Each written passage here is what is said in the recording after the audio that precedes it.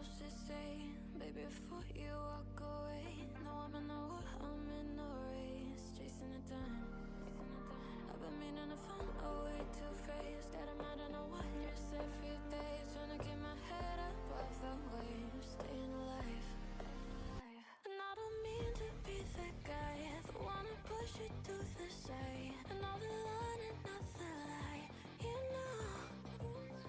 So when I leave your shit on red and you're running cycles in your head, baby, I'm just trying to stay ahead. Ooh, just stay alive. I'm saying you got to go. But it's something you got to know.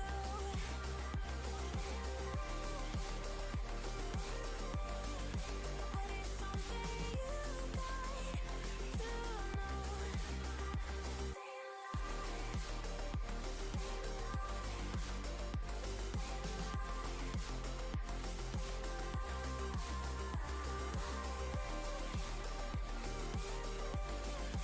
It's just something you got to know. Now lately we popping at the age, and I kinda regret something. Howdy, welcome to LUTI Tonight Today. I am Brave, and with me I have got my co-commentator Sofa King, and we have 3 exciting back-to-back sets today. We are going to be watching Div X semis and finals. Sofa King, how are you feeling today? Oh, I am feeling great, Brave. I could not be more hyped. I mean, everybody, this is the stream that you've been waiting for. 10 long weeks of Leagues Under the Ink Season 16, and the finale of Division X is now here. We are at the top of the mountain, folks. Brave, do you have any favorites going into this one? Who do you think is going to take it home? I feel like a lot of people are more familiar with Moonlight than Manshine. Truly the poster child of Splatoon. We have seen them at so many top lands in the Grands. We have seen them around for so long at the top level of this game. And of course, a ton of people know them as the Prochara team. So you will see a lot of fanboys just wailing for Moonlight to take this set. Oh, yeah, for sure. I mean, they've got the star power, most definitely, the established team that everybody knows and loves. But on the side of Manshine, now this is a pickup group. However, some of these players are rather familiar with each other. The Captain Argo, as well as Yeti and Grok, together won Golden Paddling Pool on New Year's Day this past year. These guys have been on the up and up. They've done very well this season, Brave, but they've got a big challenge ahead of them now in playoffs. Yeah, for sure. I do love their icon, that Manshine with the soccer ball. 1894 Manshine, since 100 years before Splatoon was a game. Love to see it. That's a Blue Lock reference, if I'm not mistaken, isn't it? It could be. We'll see. Maybe somebody in chat will confirm. Yeah, I'm not too familiar with soccer myself, but I was thinking maybe like Manchester United or maybe like a soccer team out there in the EU, but that is just, I don't know it off the top of my head, but regardless, we are going to go ahead and get into Game 1 here on Splatzone's Mahi Mahi. Yeah, I mean, we know Moonlight's comp so well, so it's going to be interesting to see how Manshine adjusts as they're bringing out a pencil of their own and an S-Blast, Brave. Do you often see S-Blast on zones? S-Blast has been coming up and up, rising extremely to the top in these past 3 months, and even after the nerfs, they are still very prevalent. A ton at top level and at like top levels of X rank, top levels of Senoq. And so right now, though, we see 2 going down on both sides, but Manshine is the one with all the specials out, and both Crab and Zipcast are going to get popped immediately, not seeing any instant picks, but being able to force people into corners, allowing you to get this good pick on Nolan here. Yeah, a lot of really good paint control here as Moonlight's looking to break back in. Basil's going to get everybody juiced up here on this left-hand side, kind of pressing forward, pencil v pencil. Mox is forced to strategically jump back a little bit as one member of Manshine will go down, still trying to find a fight in mid, and Mox can't seem to get great positioning early on. Yeah, and after those scraps, it's looking like Moonlight is going to have the first control of mid. They do kind of have no one on any flanks or drops, and they're able to really start setting up here now and try to get this map to change in just a few points. Now, the big storyline here is Moonlight's performance on zones. Even though LUTI is a small sample size, they are undefeated in zones this season, so the pressure's on Manshine to figure something out with Mox zipping around with that Zipcaster, looking to find some distraction. Teammates aren't able to move up off of it now as Nolan's able to get a Kraken out, forcing a jump out to give numbers back to Moonlight here as they get close to a knockout. But that is going to be the brush from Manshine, ignoring the Kraken, going forward and being able to take out the entire team using that kind of man advantage and then also collapsing Nolan. Amazing play from Manshine. Really nice work, but now let's see if they can get a lockout to compare with Moonlights. You have the Crab coming out from Argo, kind of in this bottom left tip here, is trying to find Omega, forcing a jump out there, which will slow Moonshine down a little bit more. Now, Brave, what we're seeing here is really great special usage from both sides to just control the pace of the game. Yeah, but they are going to go 2 down, and now there's really only the S-Blast on front. They have a very easy recap here, and this S-Blast going to trade one out as well. That is going to be no pencil, no cooler on the side of Moonlight is really good for Manshine here on a retake situation. Really nice job as we're in neutral once again. Moonlight still with the edge on points, but it could go either way based on how this next fight goes. Mox will go down for the side of Manshine here. His Aura is going to be working their way up. That S-Blast will pick Basil. Still even up front. The pencil, though, for Manshine will go down behind. They're losing a lot of numbers. The S-Blast is split off, jumps out, and that's Moonlight's control once again.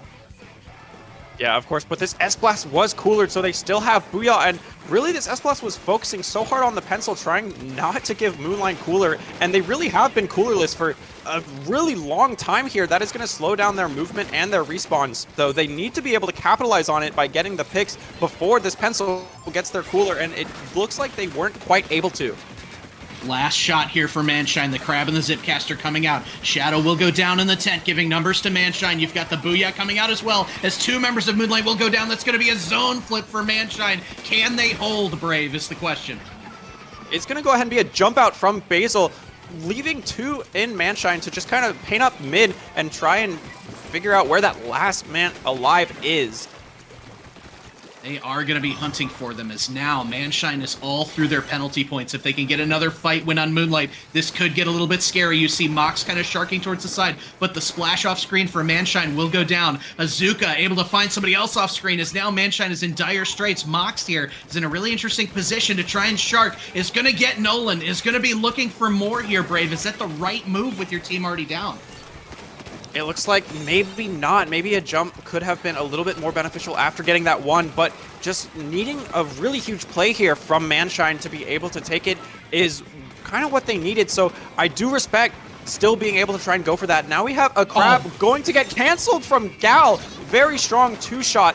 Is also going to go down to the suction in the bubble, but Moonlight is fastly approaching no penalty points, and we're going to need to see Manshine rushing here to the zone very soon, getting some picks and putting on some pressure. They do, and they are able to get the cap to give penalty to Moonlight. Yeah, and they do go 2 down in the process, but you love to see that cap to extend the game a little bit longer, to give them one more chance. However, the timer of the game may run out before this zone ticks to 0, so that's your new opponent. Is Argo's going to get 1, get 2 with the Crab, and Argo giving Manshine another chance with 10 seconds left. They have to try and flip this zone. You've got jumps coming in as Argo will go down, having overextended, but no zone yet for Manshine. Moonlight gets it, and Moonlight retains their undefeated status in zones and leads this one early. Yeah, no, that is an actually crazy statistic. Undefeated in zones in the entirety of Div X. They had 5 whole sets to play in groups, and with every single Game 1 and Game 5 being zones, that is so many games to never drop one. Yeah, they moved to 11-0. Pretty impressive. And now, hey, Brave, I mean, if you in the chat love your mode statistics, you're going to love this one too. Out of the 4 modes split among each team here, only 1 has a negative record, and that is Manshine on Clams is the only losing record for either of these teams on these modes. Guess what Game 2 is? Clams.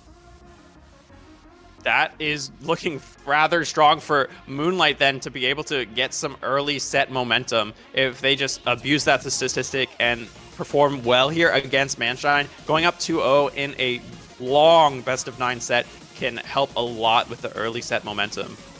It certainly can, especially when you've got some of your stronger modes loaded up first, Brave.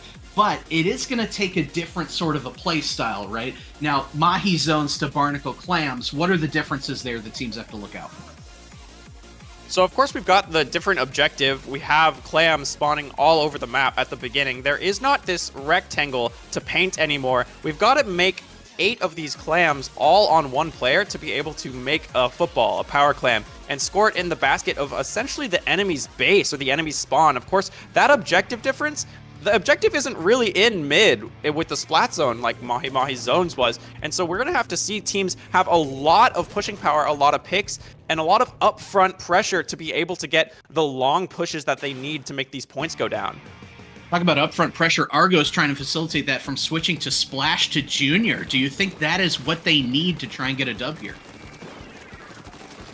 Yeah, I mean, I've seen Battle Juniors on my own team as well as so many others. Just being able to throw bombs, pop bubble, and throw more bombs is so strong and gives your team so much space. Right here, where you're going to see Moonshine able to take mid with that bubble. Not quite winning any team fights yet, but they also are allowed to get cooler first and pop that zip, trying to go in, trying to get some more pressure. They do end up taking Basil down on the head hit, but that's going to now be a 2v2 Moonlight Manshine, and we have a recall here, so that is going to get taken out, and Basil, or rather, Tent also going to go ahead and take down Pencil. That's going to give Moonlight a chance, but no, the Tent goes down with 7 clams. Doesn't make a power clam, and the respawns are able to punish Moonlight. That's kind of going to spell an end to that push. They're going to have to hold here for a while.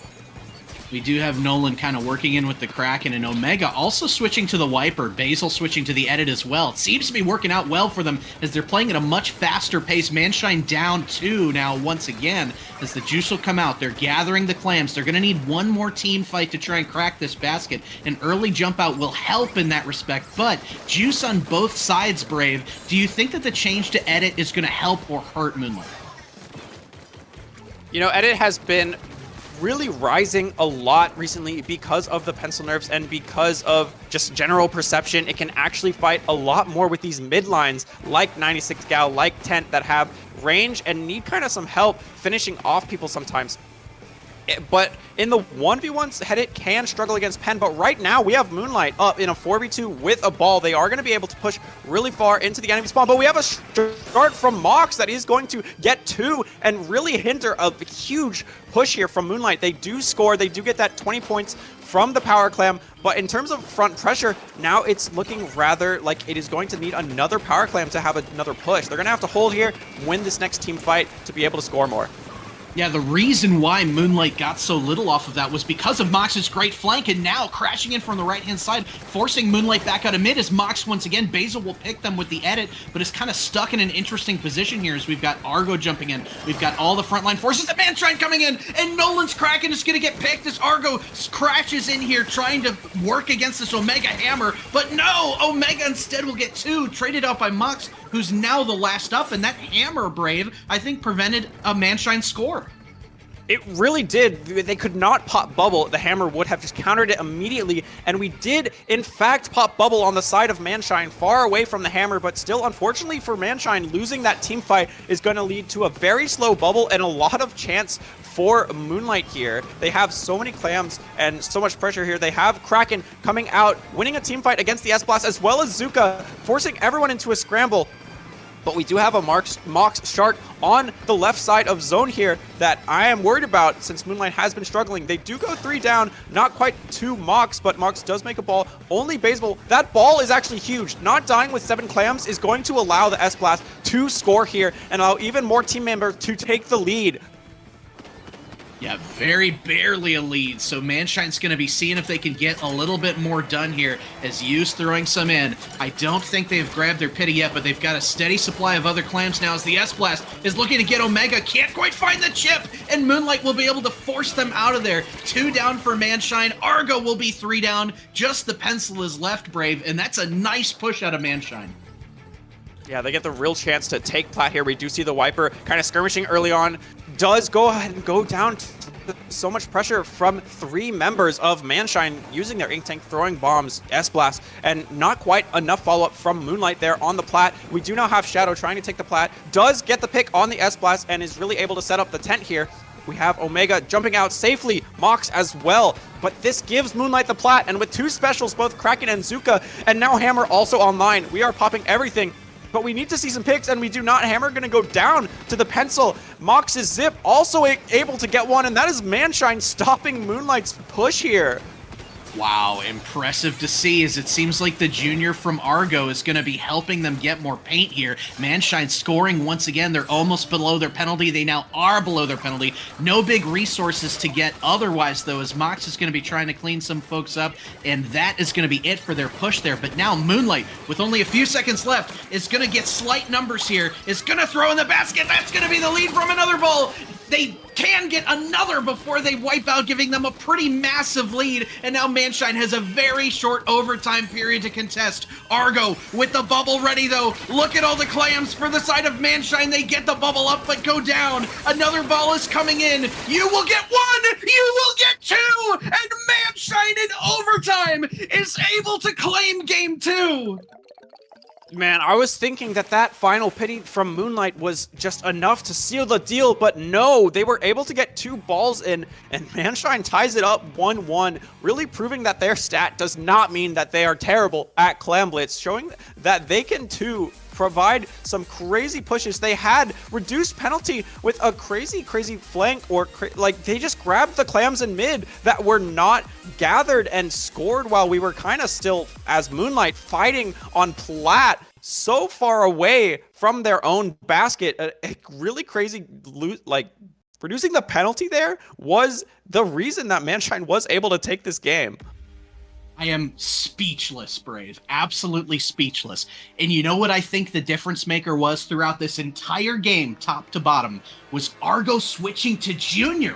And I can't believe I would be saying that in a DivX game, but it was the difference maker, because putting Argo's focus more on paint not only allowed Mox to have such insane movement across the map, but it set up for that terrific bubble at the end. I think Argo was the MVP of that one. Yeah, even going down while popping bubble, it just didn't matter because no one could quite pressure like they wanted to. That bubble just giving that damage shield for such the long and mid range of Moonlight. No one wanted to go dive that bubble. The only weapon kind of able to would be Wiper, but just we weren't seeing it, and so that was just them having that protection even with the junior down was enough for them to score the 2 balls for lead. Well, Manshine already smashing the narrative about their work on Clam Blitz. During the regular season in LUTI, it was very much a weak point for them. But here, taking down Moonlight in Game 2 and evening up this set, this is anybody's game at this point, Brave. Now, for Inkblot Tower, do you think this map mode favors one comp or the other? You know, I'm not really sure about that. They have tend to be able to push really well through the uninkable ramp to get them to check 2. It's sometimes quite difficult to get into bats and secure all of that space to be able to get past checkpoint 2, and I think Moonlight has the weapons in order to get the correct picks, the correct space hold, to be able to get into bats and truly hold it for a really long time. It is also that wall that is going to be able to hold space in bats. You're not just sitting there like a sitting duck. You have protection and you're able to hold for longer. I think that at least at checkpoint 2, which is a highly contested checkpoint and area for lead in this map mode, I think Moonlight has the edge there. We are seeing lots of changes. First from Manshine, Argo going to a different support weapon, the Zap, as well as Ara going to the Blaster, you on the leader. And on the other end, a return to Pencil for Basil, a first showing of S-Blast from Moonlight, as well as N-Splash and Decav. Brave, whose set of picks do you like better? If I really, it's hard to say. The leader's going to have to go really hard on Moonlight, and it's difficult with Cooler being so meta. Leader having to just jump out there because the S-Blast was just a little bit too threatening there. It gives Moonlight this chance to set up. They do get a bubble on tower and get a very quick checkpoint 1. Now we do have Mox with the Zipcaster being able to provide distraction, being able to get 2 people almost down. We do have follow-up from teammate as well. Blaster coming in, getting that pick on the Pencil is huge for Manshine. Now we're Yeah, going to be able to see them set up. Ara on this blaster has just been such a prodigious slaying force here, as now Manshine's going to be loading up for their first pick. So many specials ready on the side of Manshine, though. However, the blaster from Moonlight is going to stop that, and it looks as though they're stymied for now, getting another pick. Moonlight has full control of mid, Brave.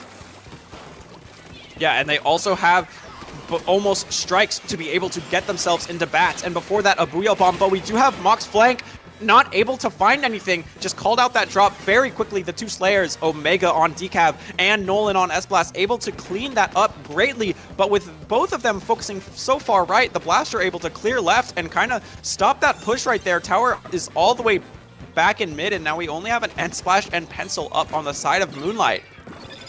Yeah, it's been kind of a defensive stalemate thus far, which is cool, as these two teams are still figuring each other out, kind of what their offensive rotations usually are here. Shadow's going to pop some strikes to let Omega move a little bit forward, crashing in, but is going to get found out by the brush. Now 2 down goes Moonlight, as Mox is going to be taking care of that bubble. It's just Basil left on the pencil, and now they're going to be making a play for that ever-important bats area that we spoke on at the beginning. Basil scampering ever further backwards, seeing all the blue crashing in, as Ara's going to try and use a splashdown to continue to get a presence here. Now, Brave, if they can break through this second check, that would be huge.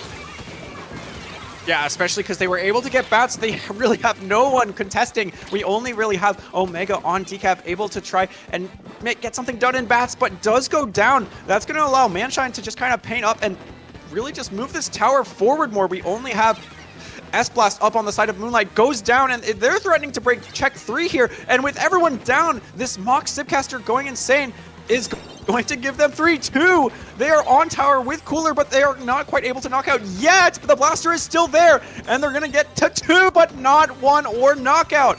This is giving Moonlight a chance, but we have jumps in bats. Everyone is coming back, and this leader going to get 1. Holding bats as well is really, really threatening to Moonlight. Wow. I mean, what a push by Manshine that we're seeing out from here. Their terrific team play and the leader positioning strongly here. Now it's 3 down on Moonlight again. Just the Blaster. Nolan is left here as Basil's coming back quickly from Juice, trying to get set up. It looks like slowly but surely Moonlight is grinding their way out with some bloody fights back out onto their own plat. With 90 seconds left, though, Brave, they have so far to go. They have so much to do, and they're going to need to find this Mox flank, or at least not die to it. Going Sharking, getting behind them, and it looks like not quite anyone is looking for him at the moment. He is going to be able to be unnoticed until right now, where he does not quite get one. Just so many people half there. The Blaster, the leader, but unfortunately goes down, and that's a wipeout for Moonlight as well. They're going to get checked 2 extremely easily here. No one can even touch this tower or come close to even throwing a bomb on it, and now we see Moonshine with the complete reversal of momentum here. 2 will go down, including Basil, as this Mox flank does pay off, as Omega's able to counter that, still set up in bats as Moonlight. If they can stay here and ward off Ara, that would be huge, but juiced up as Manshine. Down goes Omega. Ara, looking to get a bunch, will trade. Huge trade there as Mox crashes in from the other side, and even though Manshine doesn't have a huge foothold here, they are holding their own with only about 20 seconds left. But we do have strikes on the side of Moonlight, as well as 2 specials on Manshine to help on defense. The Zip coming out is going to chip, but not quite get one yet. Does get the pencil and forces another to cower on that wall. Is huge for Manshine. We now have the strikes coming out for Moonlight, allowing Omega to go ahead and get one in bats, and also gets another, and almost has bubble. Is so close. This bubble could be huge if we bubble ramp here. He does, and oh my gosh, we just have you trying here to get them off tower with this leader, missing a few shots. This sap on tower, 10, 9, 8, we need to see it. We do. Manshine defends it. That Moonlight quite only getting to like 7 or 6 there. We just had Zap dive tower, and winning the fight against Splash is going to give them game 3, up 2-1.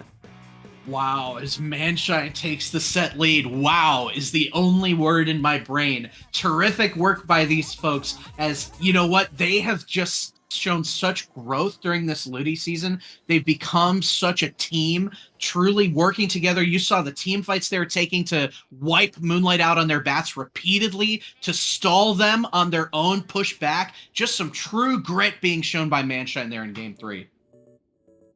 Yeah, that's just the tricky part about bats. It's so difficult to truly get every nook and cranny really back in your favor and your control. You have to paint it. You have to make sure no one is still there. And they can really see you a lot more than you can see them when on defense, when trying to retake bats. They have better sight on you, and they can really prepare to kill you rather than like the other way around. So it's very hard for defenders to take back bats.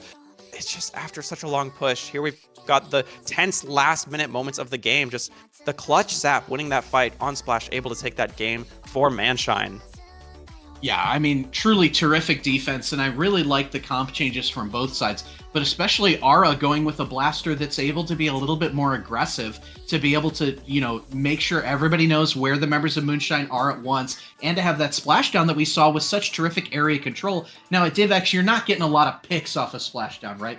But it was a great way to give Aura more space to move in bats during offense and defense. I really like that pick. Yeah, it definitely had a huge AoE radius to be able to clear people off that tower when was necessary, especially when they were having kind of a difficulty taking back bats from Moonlight on a few of their final pushes. It was really able to just poke the corners well. But now we are going to soon go to Museum Rainmaker, completely different map mode, and we have just really different here again. With the objective, I'm wondering if we are going to see headed picks for shredding the Rainmaker, or if we are sticking with pencil here. Sofa, what are your thoughts about that? Yeah, I could see it going either way here, right? Because I could see Basil, really, or the other team's backline going at it here for what you said, for shredding, for team fights if you're trying to help people get on the plat. Or I could see both sides go leader, because this is such a strong leader map. If you just plant yourself on the plat or on the mid spinny, you can get such a wide range. Could see double leader. That'd be pretty dang cool here at this top level. Yeah, I've definitely heard that pencil is quite strong when getting set up on that center spinner. And so leader, I bet it's the exact same. Any sightline, anyone that pops up, you can just go ahead and pick them if you have that aim. Now, we did have a little bit of a lobby disconnect, so there's a slight delay getting into this game 4, but we are back in the lobby now with 8 out of 9 required for the stream, and we are shortly going to get into it. But we've seen some changes from Moonlight in the Slayers as well. I'm wondering if that 96 gal is going to come back instead of S-Blast Decav. I'm really curious to see these comp changes that are coming out from Moonlight and Manshine. Yeah, it seems like Nolan and Omega are being extremely flexible with what they do to try and counter what Manshine is doing. And I think for the most part, it's working. I just think what's happening is, like Argo and some of these picks with the Blaster with the Junior, they're putting out some combinations that maybe Moonlight isn't super familiar with. One thing that we talked about when I was commentating them for Gamers Forgiving was that Moonlight is very, very used to and very, very good at fighting teams that adhere to the meta. But when it starts to go off meta, that's where you can kind of find some cracks in what they're doing. And if you're kind of changing their very good muscle memory, that's kind of where you can find some slight weaknesses. Now, here's the thing. They may be down 1-2, but I don't think anybody on Moonshine is worried at this point yet. They've been here before, Brave. However, it should stand to be noted that throughout this LUTI season, nobody has ever won a third game against Moonlight yet. I love these stats. I love these stats that you have prepared. Game 3, is that the Tower Control Inkblot, or is that Rainmaker? Rainmaker on Museum as Omega is back to that wiper. Nolan on the 96 that we know them for so well. And one leader coming out for Manshine, but Basil returning to that Pencil Brave. What are your thoughts? Yeah, we've got Kraken for popping whenever is needed from the side of you. And Pencil, again, we've seen it be so strong on that center spinner. I'm looking forward to it. But we have Omega that dropped early and won a fight against Blaster here. Moonlight going to be able to push up. They have Cooler on the ramp, and no one is really around for this side of the map from Manshine. Mox not really able to challenge Wiper here, even gets hit for 50. Almost has Zipcaster though, and is able to soon do a bit more damage. We see Omega come in with the hammer. Now against both Leader and Blaster, not quite able to get a second, but that is going to allow Shadow to push up onto the plat with Tent.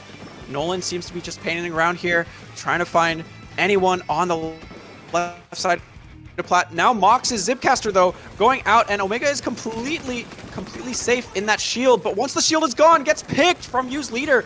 Now Basil is so close, so close to Cooler, but it's really going to depend on how this next team fight goes to see who grabs Rainmaker first.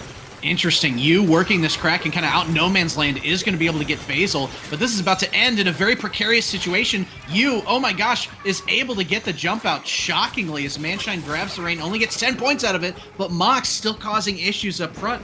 And I think, Brave, you know, Moonlight's had full control ink-wise this far. I think that's due to Omega on this Wiper just kind of funneling like a sheepdog, herding members of Manshine back and forth. Yeah, they just have, it's so blue here in mid, but the Manshine does get the pop, as well as a Blaster being top mid, not really being looked at, has to back to try and help. The Omega is doing so much on this Wiper, pulling the Blaster off of top mid back into their own plat here, and we do, unfortunately Shadow is going to go down there and does not grab Cooler, is going to not have the Zuka back, so unfortunately going to be a little bit of a delayed push here from Moonlight, if at all. It's looking like Manshine is really able to paint up mid here and get some more control. And look at all the specials they have ready, so they can make some magic happen if they can coordinate around it. Forcing a jump out from Omega as you see Nolan drop into Kraken themselves. A nice Zuka pick. Moonlight was able to get their specials in an advantageous situation a little bit more quickly now, and it's given them numbers and mid back. As well as getting a pick on that splashdown is going to allow them to try and paint up. We do have Mox though in the Zipcaster, harassing Pen, harassing Basil, and Recall gonna go kind of unpunished here, but we do have Cooler now on the side of Moonlight, and we still have all of mid. There's really no one on the flanks, no one on the drops, no one sharking, and we should be able to try and pressure Plat, but it looks like no, Omega's gonna go down from you, Leader, and that puts Basil in a rather precarious situation, kind of has to just drop Sprinkler, get out of there. We do see the Zuka now coming out, gets 1 and 2. Another is pretty stranded over there on right. The Blaster just forced to try and fight for life does go down. That is gonna leave Basil a pretty free checkpoint here, and they do get it. There were some suction bombs, there was some pressure, but not quite enough. Yeah, I love how patient Basil was being there to be able to get that check. Moonlight does grab it, gets a few more points out of there, but now it's just Basil left on a long wipe. Mox is kind of zipping around here. Now Manshine is on the back foot, has only scored those 10 points thus far, Brave. What do you have to do to try and not only get the check, but to retain control on Plat here? Apparently not much as they go in. They just go in and get that check just super quick, deciding not to take a long team fight. They do get the check, but it looks like with only Brush and Kraken here, it's going to be rather difficult for them to have much of a hold here. Mox kind of stranded in a lot of Moonlight's ink, does go down. Blaster trying to help Nolan, getting 2. It's only the Zap and the Leader now, and we could just grab Rain and run it far right here. It looks like they're all jumping far left. Manshine just really committing to try and hold this position, but they do go 1 down, and it looks like mid control is all Moonlight right now. Yeah, ideally, if you're making that kind of a gambit, you're looking for your leader to get a pick to try and help you out. That did not happen, as Yu's going to grab the Rain in really kind of a disadvantageous situation. You're definitely not getting lead off that, so it may have just been to stall, but Manshine, the numbers will continue to fall for them up front. Now a huge fight over here with Mox and another teammate on the corner. One member is Chip, that's Nolan, is going to be getting barraged by this thing, and now Omega is going to stuff the Rain after only a few more points. Manshine really in desperate straits here. And Manshine has the Rainmaker. They get the lead by 3 points. That Blaster was allowed to... Nolan had to focus that Blaster for life. And with Mox, Manshine gets a wipeout. That is going to allow them to grab and get just 1 more point, but does get taken out by Omega. We now have just you.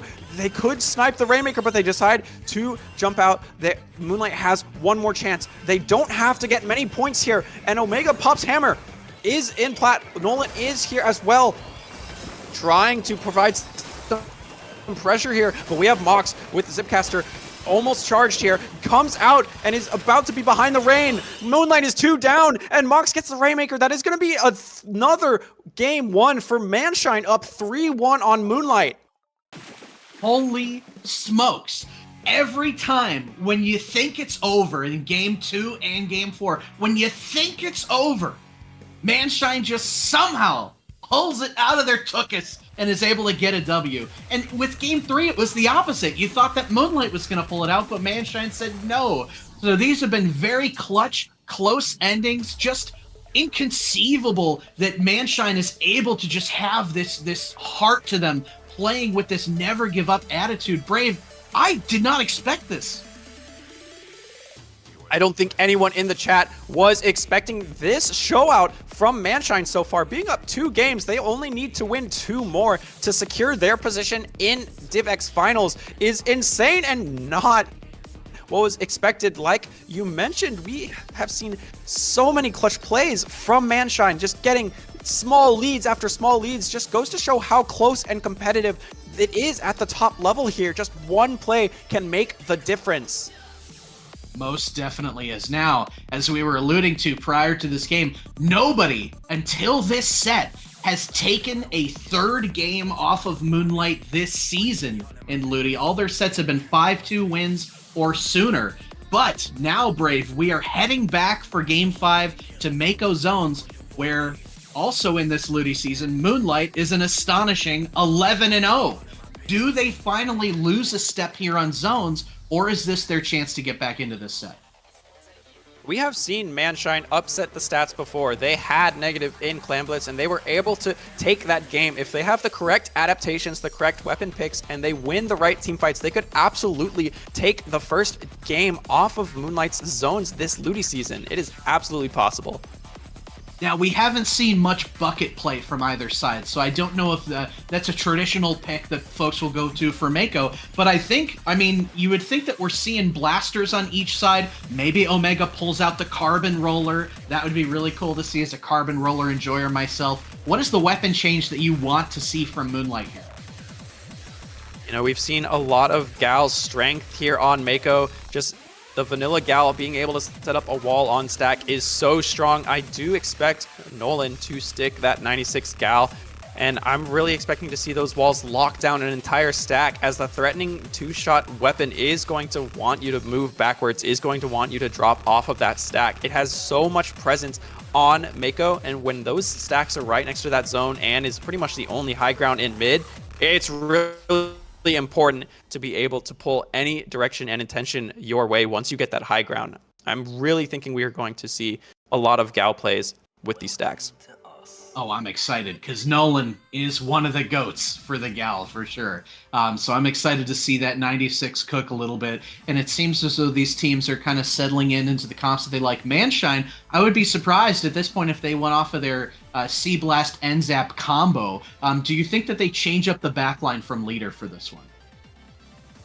I'm really unsure. Mako is not a great backline map. They really struggle often, like Pencil, Headit, Leader, all of these. Mako is just so awkward for backlines. I've seen so many times, time and time again, backline struggle on this map. So you would think that Zap would be a good, cooler option here, but that does lead, of course, you to be going Leader. I have no words. It's really just up to them what they decide they need to run with. So awkward here for backlines. Yeah, it can be a little bit interesting, right? Especially because, like we were talking about ledges, you know, Gals, Carbons, Blasters, all of those things can kind of just rush up to where the backlines like to live and rip them apart if they're not too careful. So it's all going to be about who's watching the angles. And one thing that I think could be interesting is Ara on the custom blaster having point sensor can maybe neutralize things that Omega wants to do with that carbon. Assuming that Omega does go carbon. Right, absolutely. And I also believe that you would think they would stick. They have seen a lot of success, Manshine, with this Zap Leader combination. It was just tied 1-1, but it was able to get them up 3-1. You'd think that would make them really want to stick it, just keep on going with it. But we will just have to see as we are quickly approaching the beginning of this game. And of course, with the Mako stacks, you do have some cover with those uninkable blocks, some cover from any leader fire, from any pencil fire, so you can still paint the zone fairly safely from there, unless there is a special coming out like a Zuka or like a Strikes to really force you off that stack. So it's going to be really interesting here to see how that plays out this game. Yeah, for sure. And I mean, if we're talking about the gameplay changes as well that we want to see from Manshine in order for them to continue their role, one reason why they dropped that first game was because Mox was getting a little too silly goofy on those flanks when their team was already 2 down. Now, in other modes, you can do that to great effect, but in zones, it's all about survivability and making sure that you're not in a stagger. So if they can if Manshine can change their offense a little bit to revolve a little bit more around like methodical takebacks, they could be up 4-1 real quick. Yeah, absolutely. It looks like we are going to see Decav and Intent on the side of Moonlight, opting for V-Gal on the side of Manshine as well. It is just so strong here on Mako. And now we are going to see the openings, both pencils here on Mako as well. Yeah, I like that move to pencil. Like we were saying, it does give them a bit more flexibility as 2 will go down instantly for Moonlight. Oh my goodness, the disaster continues, at least in the opening seconds of this one, as now Basil is forced to keep an eye on Mox, who's dancing around mid there. And early control for Manshine. I mean, this could not be a more different team than what we saw in Game 1, Brave. Yeah, absolutely, but we do have a retake from left coming out from Moonlight, but they go 2 down to S-Blast. Is huge AoE hitbox just going to take 2, and now we have both Omega and Nolan not really having a lot of turf around them. They're kind of forced to scramble around, as well as Mox's Zip coming out, going to get the Gal as well. Nolan going down, as well as Omega in Bubble going down. Shadow jumps to Bubble in desperate attempt to get this game, but goes down as well. That is a wipeout, and we have full control from Manshine with uncontested 70 points scored. And again, they've gained numbers over Moonlight as base will go down. Nolan is able to get 1, though. Now it is crunch time here. You're throwing your Hail Mary shots, trying to cover that zone. They finally get numbers back. They have to flip this zone desperately, but Mox and friends are going to be trying to counter that, and it's just the 10th. The 10th will go down, and Manshine takes game number 5. Moonlight no longer undefeated in zones and on the brink of elimination here in semifinals. My eyes are wide. I am speechless. That was an insanely quick 100-0 knockout for Manshine. They just kept on getting the required picks, kept on punishing Moonlight over and over, time and time again. It looks like Moonlight was trying to retake from left so many times, but we never quite had any more risky right drops. We were trying to do the strategic left retake, and it really hurt them out in the long run. They unfortunately just kept, for them, staggering over and over. Manshine was just getting the picks required over and over. It was so dominant for them. Really, really strong performance here, as now this set has gone lopsided in favor of Manshine. They have made their way to Div X this season. They grinded themselves out to a 4-1 record to get into playoffs. Instead, though, of going 5-0, they went 4-1 and thus had to face the monster that is Moonlight. Game 1 went virtually exactly as all of us thought that it would on Mahi Zones, with Moonlight with a dominant performance. However, Manshine said, not today, and has been quenching demons ever since. Conquered Clam Blitz, one of their weaker modes this season in Game 2. Had some clutch victories along the way, and now, with a huge stamp of dominance in Game 5 on Moonlight's best mode. Oh my gosh, Brave. They need to win 1 more. Meanwhile, Moonlight now has to win 4 straight. Yeah, and on each mode, that is going to be very difficult. You have to show such dominance in all of the different objective plays, all of the different breakaways at the correct times to get a strong lead. And we just didn't quite see that from them with, say, Museum Rainmaker. They were not able to get past that pillow on the spinner on that mode. So if we do end up getting to Game 8, it's just so difficult to push that Rainmaker far enough to get a solid lead, something that is really defendable and winnable off of. And now they have Clam Blitz. They do have, of course, that statistic once again, over Manshine, where they were negative on it, but Manshine has all of this momentum. I think it was very, very clear last game that Manshine had the momentum. They must have been popping off in VC. Meanwhile, Moonlight, very difficult to keep the vibes up in VC when you are going down 4-1 and you're almost going to be eliminated. Season-wide, Manshine is 4-5 in Clam Blitz. A win here would make them 5-5, but more importantly, would send them to grand finals. Let's see if they can do it. They do put Argo back on that Junior Brave that was so effective on Barnacle. Do you think it'll work here? Yeah, absolutely. Bubble is extremely difficult to counterplay. You have to have, and they don't have decav to be able to really rush in and try to use that large one-shot hitbox to get Argo out of that bubble. So it's going to be very difficult if a wiper is not up. Though they do have Manshine getting wiped out really early on there. That is going to allow Shadow to set up here and opting not to just score it, but set up the tent as well as pop Zuka. This is giving Moonlight a really good, solid first push. The pencil does go down to the Zuka, and that is going to allow them to stagger Manshine if they get the picks that they are looking for. They do. They get both the Junior and the Brush. They are able to keep this basket open, and they are able to continue this push for just a little bit longer.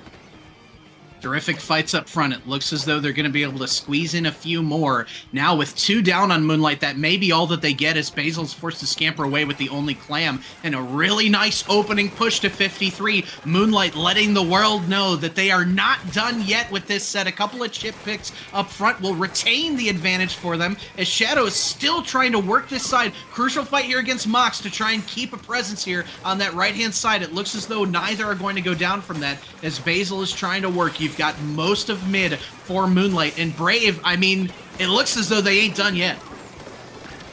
Very good live from Mox here. Forced to pop Zipcaster in that 1v1. Probably ran out of ink or something, but was able to live. And now we have a bubble set up on Elbow. That is not going to allow Moonlight to really push up anytime soon. That does go ahead and get shredded, and the Zuka putting pressure a few back up from Manshine. But we do see Moonlight lose the team fight here, go 2 down. They are able to trade out the blaster, and they can try to hold mid here. They do. They get the pick on the Junior. Nolan going to get dropped, however, by Mox, and that is going to allow Manshine to have some more pressure. But the Zipcaster is getting... They are trading over and over again. This jump is going to get camped, though, and that is going to allow Pencil to jump in, or rather just swim out this ball and get Manshine their first score of the game. Yeah, they weren't ready for the speed of Manshine on the retake, as now it looks as though they have enough clams to take the lead. They do, with Argo with the Junior getting that last one in. Now, can they get more, or will they stop at 50? You see 2 picks from Shadow with the terrific use of the tent there. The Zook is going to get a third as Shadow forces Manshine out. They do take a slim lead, though. Moonlight will need some more points and another push to take the lead back. They have so many clams. They just need to be careful about playing for their lives and really holding the space. They do have a lot of space here with that tent shield still being alive, and Hammer able to really force so many backups here from Manshine. Unfortunately, though, Shadow gonna go down, and that is gonna allow someone to drop with Bubble. We have the Junior Bubble set up, and that is, they have a jump for a pity, but not quite going to get anything there, and Manshine is gonna hold on to fence there. They had so many clams. I mean, Moonlight was gearing up to potentially get close to a knockout, but great defense from Manshine. A Zook will pick Mox here as the second one goes down. A Kraken comes out with Manshine down 2. This is dangerous territory with Basil getting a ball ready. Shadow up front is going to pop one in, and now you only need a few points to take it back. This ball should do it as the lead will go back to Moonlight. Now, can they sustain up front here? Omega's going to dump some in, looking for some further picks. Instead, going to strategically jump out to live. Now, Moonlight doesn't have any more clams here, so this could be the end of their push with a really nice defensive bubble from Argo. And now it's Manshine on the back foot with about a minute left. Yeah, they're going to need to be able to jump that pity, and they do already have 2 picks on Moonlight, though, and that is going to allow them to try. It looks like Nolan may have unfortunately gotten seen there. That is going to allow Mox to go ahead and try and fight. And they go ahead and trade each other out, the Junior backing up for it. A little good, not going to be great for this bubble setup, but they do get it set up regardless. If the pencil can do it, it will, but no, they can't quite get lead as Ara is trying to work back now. That push worked through a lot of your penalty, Brave. What does your mindset need to be to get, I mean, you've got 30 seconds, you've got 1 push. How do you got to go about this? We still need 2 balls on the side of Manshine to get the lead here. We are not going to be able to cheese this off of any small sort of push. We are not going to have to just feed here or get a singular jump. We are going to have to win a solid team fight to be able to. But right now we have Omega getting 1 with a ball next to Basket. Only the pencil, and Moonlight has 2 balls. They're going to score and be able to make even more points, making this Manshine look insurmountable. They have enough, and they knock out, taking another game off of Manshine 4-2 with Moonlight trailing 2 games. Moonlight lives best in the dark, and they're saying, baby, it ain't dawn yet. We've still got some life left in us, taking game number 6. Now, it's still a tall mountain to climb, Brave, but if you're a team like Moonlight with their pedigree, you gotta believe that you are never out of it. Absolutely. They still have 3 games to win, but they are clearly capable. They have won so many sets, only dropping 2 games. And they are able to clearly take so many games back to back to back to have those huge set, like, game count wins. It has been impressive to watch thus far. But Manshine, we saw some moments of brilliance from them defensively. And if not for that crazy Omega pick on Mox towards the end, I think that Manshine holds on to win this set. As you saw great moments by both sides. Shadow to get that really rapid push back out so that Manshine couldn't score more, which is what we just saw there. I mean, from top to bottom, it has been an absolute banger. We're moving to ship-shape tower control. Now, the last time we were looking at tower, this was also a pretty dominant Manshine performance until the very end when they held off Moonlight. Brave, do you think Manshine's going to look just as good on tower here, or is Inkblot a little bit too different from ship-shape? I think it's really going to depend. This is where Manshine switched it up to Zap and Leader last time and were able to have that such dominant first push, getting all the way to 3 and then 2 points. And I'm wondering if that same comp is going to work here on Shipshape. It looks like they are going to have that Leader and Zap comp here, as well as Blaster and Octobrush, just like they have been running successfully. And now on the side of Moonlight, we are bringing the End Splash for the strikes from Shadow. Yeah, I loved that pick before when they went that route. It didn't quite work in that game, but I think it definitely can work here. As Argo's rolling up front with Mox here on the left-hand side. It looks like the early ink is going to Manshine. Strikes to stop that tower from Shadow. However, those points are still ticking. A huge fight here. Shadow's able to win against Argo. Can they find Mox with a fall-off? No, but forcing a jump out. Big start for Moonshine. Hold on, I've been told that End Splash can't fight. Sofa, is this true? Hey, as an End Splash enjoyer myself, it can occasionally fight if it doesn't run out of ink from all the suction pumps it's pumping out, Brave. What are your thoughts, though? It looks like it was able to get the good Zap pick there and allow Moonlight to get set up here at this first check. Omega is trying to get it, but we do have people behind, and the Blaster is able to take out Omega, not allowing Moonlight to get this checkpoint. Yeah, really nice defensive work, similar to what we've seen all set from Manshine, as they've been so strong on that end. As Juice is going out for Moonlight. One will go down, that's Omega on the decav. A second one, the End Splash will lose that fight. Basil forced to retreat along the grates, and full control again for Manshine. It looks as though they could work their way towards a lead flip. They don't need a lot. Insane zip punish from both Basil and Nolan, immediately knowing that that pillow is not a safe spot to jump. A good pick as well from Basil. That is going to leave only the Leader U being chased by both Nolan and Omega. Does get picked. No jump out there is going to be really strong for Moonlight to try and set up to get this first checkpoint again.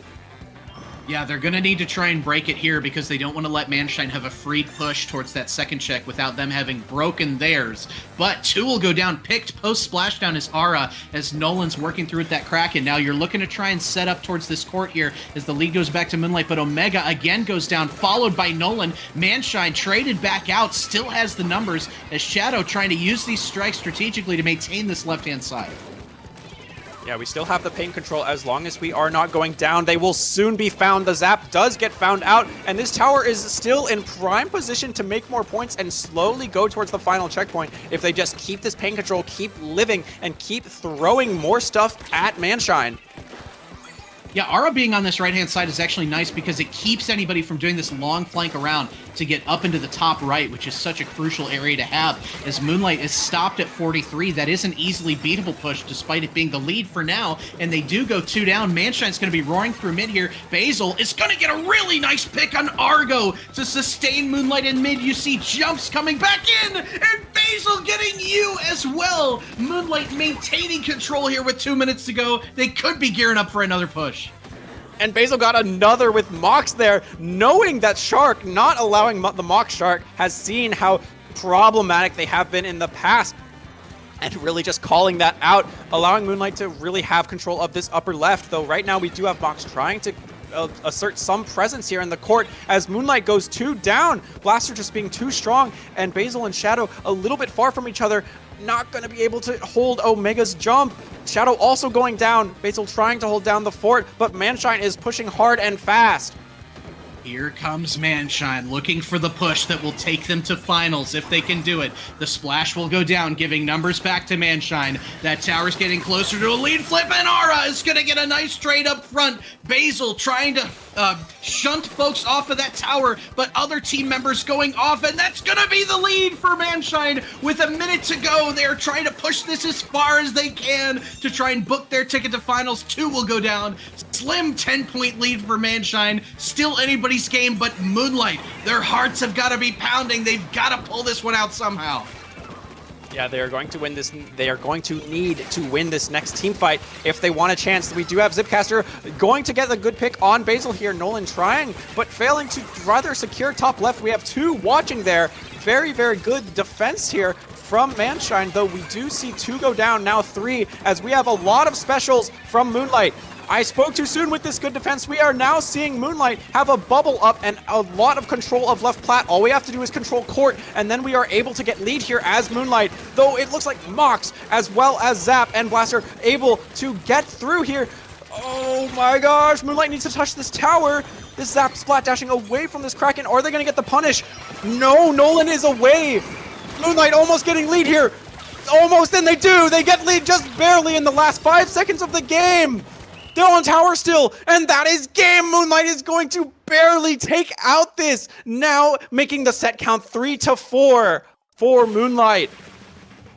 Oh, baby, they're coming back. Moonlight is roaring back. That was the kind of ending that we thought we would see in Inkblot Tower when Moonlight was moving and shaking towards the end there. This time, though, it goes their way, and this set is going to a Game 8. And like we've been saying the whole time, Moonlight, they may be down, but they know that a team with their resume, it is just never over for these guys. Manshine, you gotta think they're stressing a little bit, but they've still got 2 opportunities to take this team down. Their best chance, Brave, I think it's gonna be Game 8 on Undertow Rainmaker. They do not want to let this one go to a Game 9. You said Undertow Rainmaker, and I just closed my eyes. I am thinking Tent.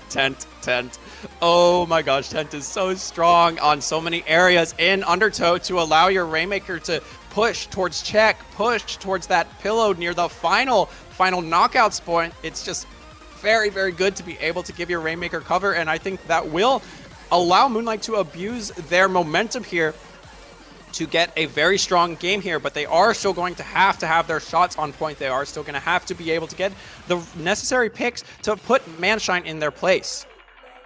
Oh, yeah, for sure. I mean, hey, as we always say, that's why we play the games. It's you know, you got to be able to make sure you can do it. This map mode certainly does favor Moonlight's comp, as does Umami Zones. So you're looking at this thinking, I mean, it's looking very possible that there could be a comeback here, but you gotta play the games, and Manshine has been a tough nut to crack for them so far defensively. You never know when they're gonna have one of these games like they did before, like Museum Rain or like Barnacle Clams, where Manshine was in it the whole time and then snuck through with that clutch push at the end. I'm just excited for what we're gonna see. Yeah, if we see the bubble coming out on that junior from Manshine, they can absolutely get a good required final push in overtime, or just whenever they need just a few points for lead. We've seen time and time again these tiny point leads being so strong at this top level, because that forces the other team to get a true team fight win, a lot of control, because they have to make sure there's no sharks. And we are going to not have the junior though on the side of Manshine, opting for Vanilla Gal and Shot with Zuka instead. Yeah, we haven't seen that shot come out from Ari yet, so I'm eager to see how it can help them. It seems like they're powering up their offense here for this game, which is interesting. They may be wanting to fight a little bit more often. Doesn't work out in the opening, though, as one of the gals will go down. Basil's setting up in mid. Moonlight's going to be juiced, and if they can grab the Rainmaker, if they can win one more team fight against this isolated Aura Shot on the side, they may be pushing early. Right now we have a fight going on between Nolan and the Aura Shot over in that left grass area. It looks like Nolan is going to go ahead and lose it, as well as two other members of Moonlight going down, but they do trade 2 out. That is going to allow Moonlight to not just get absolutely rushed down quickly. We have Shadow distracting here with the 10. Almost has 10 shield back up, as well as Zuka online. That means Manshine not going to get an easy checkpoint here, as Basil is close to their cooler. Still, numbers going back for Manshine, though. A really nice defense from Moonlight there, as Basil will go down with getting the juice out, and 2 will go down up on that side for Manshine. Huge space they have. Zuka at the ready. The rain is going to be grabbed. Look, there's nobody there. Nolan and Omega are crashing in and are able to miraculously prevent that checkpoint, as 3 will go down, capped off with a hammer pick from Omega. Oh my gosh, Brave, I thought that was a surefire check, and Moonlight just said no. Wait a minute. They didn't get checked? That's crazy. Insane defense from Moonlight. And now the pencil is already down. That is going to be no cooler for Manshine as well. They are opting to let the Rainmaker reset here and just grab a lot of mid control. We have a fight now from Omega going to go down to the Aura Shot, but Gal also going to go down on the side of Manshine, just putting it in a 3v3. And Moonlight is really having control of mid here. Omega back fast with that hammer is going to provide pressure onto Mox. Does not quite get the pick, but we have a lot of control here, as we have been getting picks on others. We're going for a quick chance at a right checkpoint from Moonlight. They want it now. Yeah, they're getting a little bit impatient. They didn't want a game like that museum game where both teams were in the 90s for like 3 minutes. They wanted something a little different, as stuffed at the check again. We're seeing some great defensive plays around both checks on either side. Moonlight with the slight lead, but this is a virtually meaningless lead, as you got to be assured that one or the other team is going to get check eventually. Virtually meaningless, but can you believe it's already been 2.5 minutes? This is half the game. They have had so many fights in just mid. We are going to see the Gal go down on the side of Manshine, as well as Aura having to jump out there just to play for life. We do have Cooler on the side of Moonlight, as this Zipcaster comes out and harasses. And that is going to be a lot of fights going on here in mid. Shadow trying to take some sort of right control. And they go ahead and get 3. Only the pencil. Moonlight is going to be able to very easily run away from this pencil on the snipe and get an uncontested checkpoint here and set up with 3 specials on this elbow.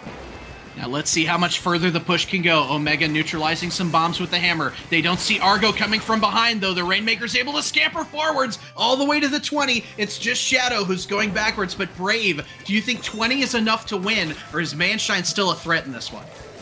20 is absolutely enough to win, but you can't be wiped out when they're at 50. I'll tell you that much. And they have been able to do it before. They did it on Museum at the very end there. They wiped out Moonlight in the last 10 seconds and were able to really get even more points than was really you thought they would be able to get. They are playing a rather slow game here with the Rainmaker. They are able to get a pick on Omega, and they are going to try to get this check. They only have the pencil shooting, and they do get this checkpoint. They have a Zuka online. Nowhere near Cooler, but not necessary. This Zuka is going to get popped. Does not find one on its first shot. That is going to be its strongest shot, and not finding any, but they are trying to get a lead here. This Kraken, they're almost there. They do not get it, though. 28 is not going to be it. We have Aura fighting Shadow, wins. They're going to get the pop, and that gives them 23. That's not enough. It's only Aura left on this top left plat near the grates, and they go down on the U grates, leaving only the pencil in mid. Manshine barely does not sneak out a lead in a almost what felt like cheese push. heroic performances defensively from Moonlight to preserve this set for them, as the Rainmaker will get one. Now they're holding on to it. They want to make sure Manshine can't approach, but Mox is going to get the Rainmaker. Still numbers down and in a very awkward position, and Shadow is ready to get a double from this jump, but no, Argo is going to facilitate more team members coming in. Now, you have to get that Rainmaker out of that really awkward spot. It's going to be tough to do with Nolan guarding that top ledge, but Yu is going to make an attempt at it. Shadow crashing down towards the Rain, and that is going to be the pick on the Rain, and we are headed to a Game 9. Game 9. I'm very speechless. I was watching the flank there get 2. They were set up. If they could have just got the Rain out of that awkward spot, if we did not see Shadow get that clutch pick with Tent on the Rain, we could have seen an overtime that could have been very precarious for Moonlight, but regardless, we are going to Game 9. Outstanding, as Moonlight now fully has the momentum, having won 3 straight, showing everybody that, hey, maybe they just needed to shake off the rust early. And now we head to a decisive zones match on Umami Ruins, where Moonlight's one blemish on zones all season was about half an hour ago on Mako Mart, where Manshine had their most dominant win of the set. I mean, based on seeing that, you know, if that Mako's game had been a bit closer, Brave, I would say, nah, Moonlight's got this in the bag. But with how dominant that looked for Manshine, I just don't know what to think. I think there's a lot of things to consider, though, Sofa. This was when they were down 3 games in a row. They did not have the momentum. They may have not had the mental either in check. They may have been a little down on themselves in VC, but now it is Game 9. It is do or die, and they have won the last 3 games themselves. Now they have this momentum, and Umami is a lot different from Mako. It is 2 zones. There is no zones cheese, and we can hold the right zone fairly well from, not dome, but just from mid. As long as you're not getting wiped out, it is rather difficult to go with a quick 100-0 victory on Umami, since it's these split zones, and you can really pressure from a lot of your side, just that right zone. Yeah, and I mean, it's all going to come down to how well the Stars of Moonlight are showing out and how well they're going to continue to show out in Game 9. They're going to need to claim this win, as, I mean, Shadow, Omega especially. Omega has really shown up in the later games of this set to look to really carry Moonlight to the promised land here. I mean, everybody's showing up. Basil, Nolan with the flexibility on all the weapons that Nolan's playing. It has been a star-studded show here on both sides. But you gotta think that this favors Moonlight, like you said, with the momentum, with zones, with everything going on. But we'll see. One more game to determine who is going to grand finals of DivX and who's going home. They've already climbed that rising action. They are at the peak. They got past the 3 modes that are not zones. They are going back to the pinnacle of top level Splatoon splat zones here, and they are so dominant on this mode. I think it is really in their favor. We are going to need to see Manshine pull off some amazing gameplay here to be able to take the set now. Yeah, they're going to have to pull out a miracle. Another miracle kind of like they did in Mako zones. And I mean, for those folks who are maybe just joining us who haven't seen, sure, this is a Game 9. At one point, Manshine was leading this set 4-1. They had a clutch win on Barnacle Clams. They had a clutch win on Museum Rain in the closing seconds. Clutch defense on Inkblot Tower. I feel like I keep saying the word clutch, but it's described virtually every game in this set, with 2 exceptions. The prior 2 zones games that we've seen, one for Moonlight and one for Manshine, these have been dominant one-sided affairs that each team has won one of. I mean, we might see that again, but that might feel a bit anticlimactic. We'll have to see. Yeah, and I think that's why a lot of top players, a lot of high-level and top-level teams as well, prefer zones and like zones, because while they do not get the heart-racing clutch moments, it also feels a bit more consistent, a bit more methodical, and like, if I do the right thing here, we are pretty solid to win this game. It is Splat Zones, just this really consistent mode. While there is Zones cheese with Reef and Strikes, there is not the same objective just feeling of such tense and close games. And while it is amazing to feel those tense moments, your heart pounding, it is also stressful as a competitor. And that is why we so love Zones here at top level. I can't believe this is going to Game 9 Sofa. My heart is racing, my legs are shaking. Yeah, I mean, I don't even know what to think. I did not think this was going to happen. And I mean, I'll be honest, I think I can speak for most of us when we see Manshine. Obviously, every player here is great. This is DivX, right? I mean, coming from Div 5 myself, these players are doing things I couldn't dream of. Winning weeklies reliably, podiuming and winning lands. They're doing this on all sides. But I say that as a disclaimer to say that prior to this set, I thought it was going to be maybe like a 5-1 or a 5-2 victory for Moonlight. So then when it was going the other way, it looked like, man, I don't think Moonlight has it today. So it looks like it's going to be Manshine's game, and good for them because they're all terrific players. But, Brave, we have instead been blessed with one of the all-time great LUTI sets. DivX, huge comeback, 2 great teams, playoff semifinals. I mean, what more could you ask for from this set? You could ask for a Game 9. That's what we've got, though. It's truly everything.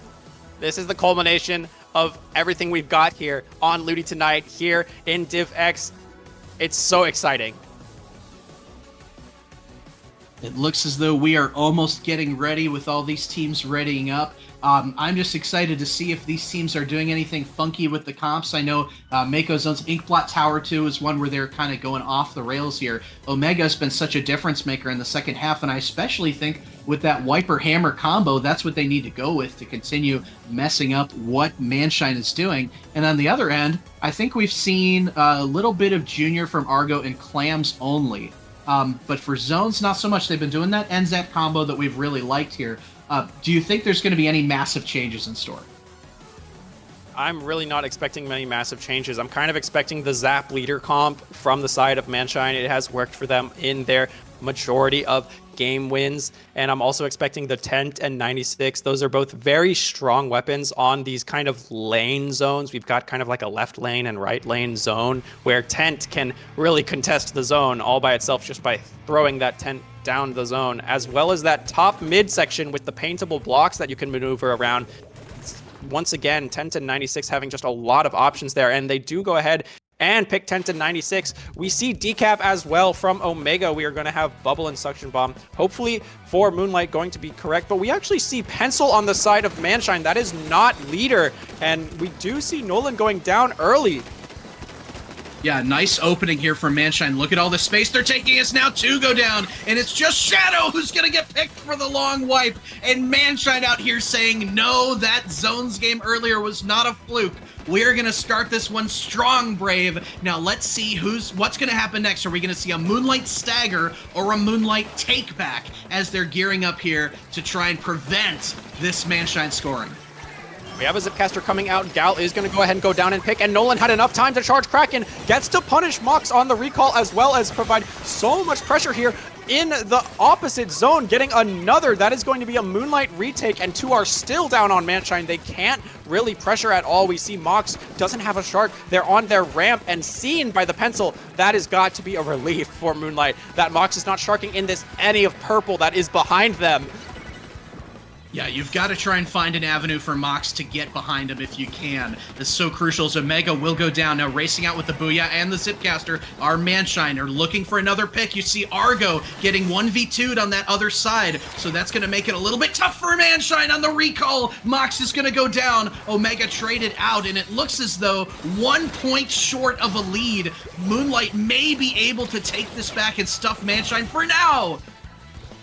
Yeah, they did not quite give a penalty. They were so close. They did finally give a penalty. And with only Omega, that means that they're going to need to be able to pick here, but loses the 2v1 from Mox and Argo. That is going to be a control for Manshine. Now, there is still a lot of paint behind them. You charging Cooler, just getting that fixed up real quick, and we see Moonlight now having to retake again, and this time Nolan not going to have a Kraken for life at the end of a crucial fight, already down to Manshine. We have so many stacked on Dome, and Omega going far right, goes down so close to Bubble.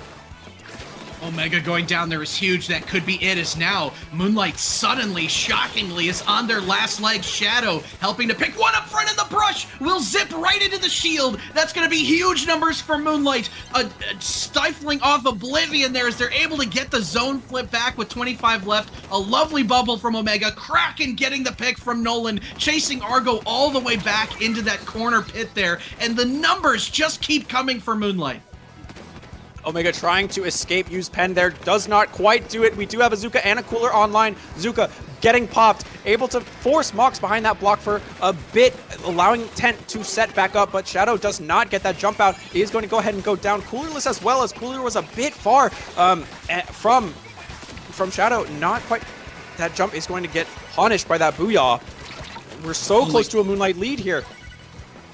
Oh, they are trying to get that desperately, but their numbers are going to go down here. Argo and the Blast are going to try and flip this zone back here against Shadow, who's working along that right-hand side. They do get the cap. Moonlight was so tantalizingly close to taking the lead twice now in this game as Omega going down again, followed by Shadow. You and Mox are going to collapse. That's a wipeout for Manshine. They're almost certainly going to be able to get through their penalty off of this, or most of it. And Moonlight again is desperate to try and take this set back and needs to retake.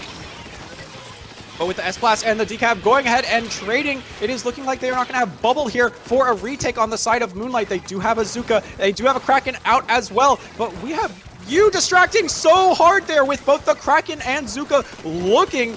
They do get the pick, which is really huge for Moonlight. And they are going to be able to force this S-Blast back and take zone, apply penalty. They didn't get any more points, and they are still close, Moonlight, to being able to take the lead in this last minute of the game. They've got to find another fight in the same position as they were earlier. Now Manshine is on the back foot, has to find some way to win the fight here. You see Mox still trying to find a way in up front. Argo will go down. The Booyah and the Zip coming out again in coordinated fashion like we've seen has led them to many retakes before. Omega will go down. So many players rushing in on this side as Nolan goes down as well. Y is trying to corner Basil. Basil is to run back as the only one left. Flipping the zone back is Manshine, tapping another huge penalty on the Moonlight here with only about 20 seconds left. Yeah, Moonlight only really has one more chance. They have to get control of both of those zones in the next 18 seconds. They did take out the Gal, but the Gal is back, jumped back in, and can fight again. They do have two specials here. Kraken coming out, but no Bubble. It is only going to be Zuka for Moonlight on this retake, and they have 6 seconds to get both zones, and it is not looking like anyone on the side of Manshine is going down. Oh my, so close. They get it. It's overtime. They have a little bit of chance. They go 3 down. Manshine goes 3 down, and Moonlight has both zones. They are able to start painting up. They get another. Manshine is effectively wiped out, and with only 25 points left, Moonlight has mid. They do, and they just need to win one more team fight. One stagger's what they're looking for. Argo will go down. The Booyah and the Zipcaster are both coming out. Only a few ticks away. Manshine will need a miracle, and they don't get it. The eternal, the inimitable, the inevitable Moonlight is never out of it, has come back from a 1-4 deficit, eliminating Manshine, and Moonlight will be heading to Grand Finals of Division X. My heart is beating so fast. I could not believe that Moonlight somehow activated overtime there and then was also able to secure picks on all 3 aggressive players on Manshine, but they pulled it out. They pulled it out of like a rabbit out of a hat. A trick from Magicians. Moonlight has secured the victory 5-4. I am speechless. I mean, before this game, Brave, what we were saying was we were hoping that it wasn't going to be an anticlimactic zones game because the other 2 zones games were both dominant, one for Moonlight, one for Manshine. This was exactly just what the doctor ordered. Back and forth the whole time. You saw leads for Manshine of 58-59, 25-26. Always had the edge, but Moonlight continuously creeping up in the background. And then, like you said, they were able to get the aggressive picks when it mattered. They were able to retake time and time again against that extremely powerful duo of Mox Zipcasting plus the S-Blast Booyah to give the brush more space. Was such a reliable retake for Manshine, but in the end, it was all Moonlight despite all the hardship, despite everything. It was always Moonlight. They had to retake. They had to get back in, and they did in this last second. They were barely able to get overtime and won all of the fights they needed to. They had no one on the side of Manshine painting over either zone anymore, and that was really huge. So huge for them to be able to secure this Game 9. Wow. You know what? I am stunned speechless, but I mean, we gotta knock ourselves out of it because we've got more stuff to do. So I want to say a quick word because I think for both Brave and myself, this was our final commentary for this LUTI season, which is a bit bittersweet, but I'm glad we got such a great set. I mean, it's these kind of sets. I haven't been competing for a little while, but it's these kind of sets that make you really want to get back into it, that remind you of why you love the game. Brave, as kind of like a final sign-off, since I think neither of us even really have Blue Sky at all either, anything to plug maybe. But do you want to speak a little bit to you on what this LUTI season has meant to you commentating, playing, and I don't know, any thoughts that you have? Yeah, absolutely. This LUTI season has been phenomenal. I competed with my team Magnoli in Division 2, and while we were close to playoffs, we did not quite make it, ending with our 3-2 set count. It was phenomenal. We had an amazing run, amazing time. All of our sets were so fun and so close. We had a crazy upset on Wavebreaker week 1. That was super fun. And just getting to be able to spend time with my friends and watch all of these divisions. You can just always go to Sendo and just quickly get all this information that you need is so helpful and so fun. This LUTI season has been a blast. And what about you, Sofa King? Sendo the GOAT for sure. I mean, you couldn't have said it better. Everything that he's done for this community, and we've really kind of come together under the banner of that great resource. But, I mean, folks, what a start it has been to our Division X playoff finale day here on Splatoon Tourney. We're going to be heading towards a commentary swap as we toss you to the other semifinal set, so don't go anywhere. We've got Slide to Win up against Floater Scrabble Life Vest coming up next, brought to you by the outstanding Saf and Toma, as well as some other division finals matches over on Splatoon Tourney 1. Get your second monitor on, put those on. But we've been Sofa King and Brave, and we will see you next time.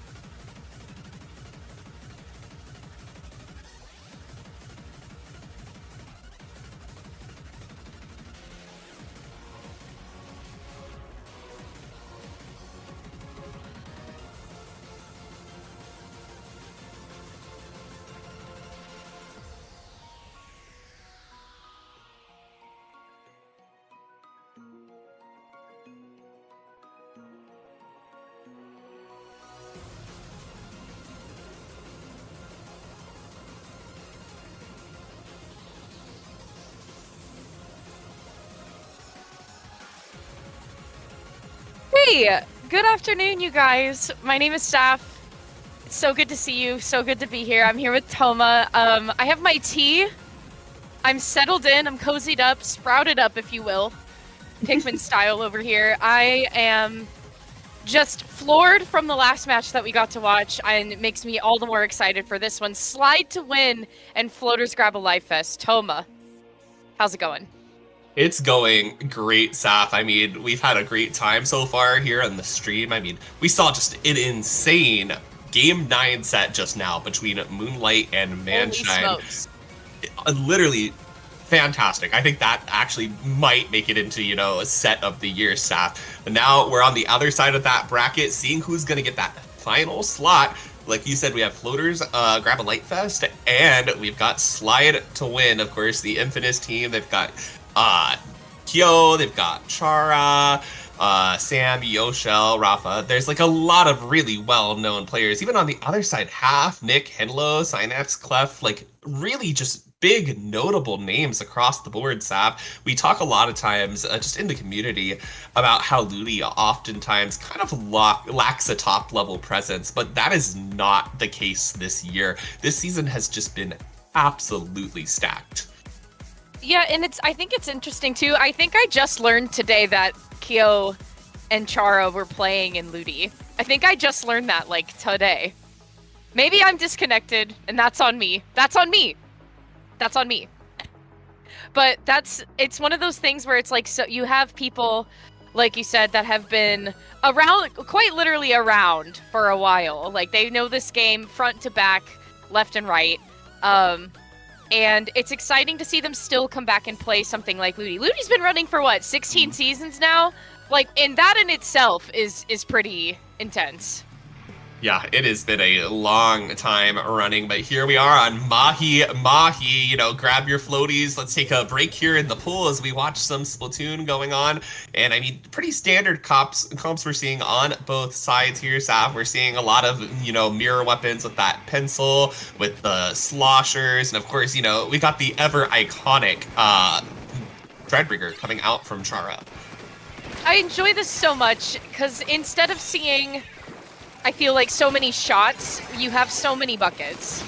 And it's a way more entertaining narrative to get to kind of speak on in my mind. So Slide to win, making a really bold statement and taking the first couple points in this game here, but Tri-Strikes are going to put an end to that as Floaters grab a life vest, you can see, are looking to try to push up and see if they can take some space here with the lead in tow. However, Slide to win, especially with that pencil gameplay coming out, I mean, it's going to make it pretty challenging for them because they already got the zone back.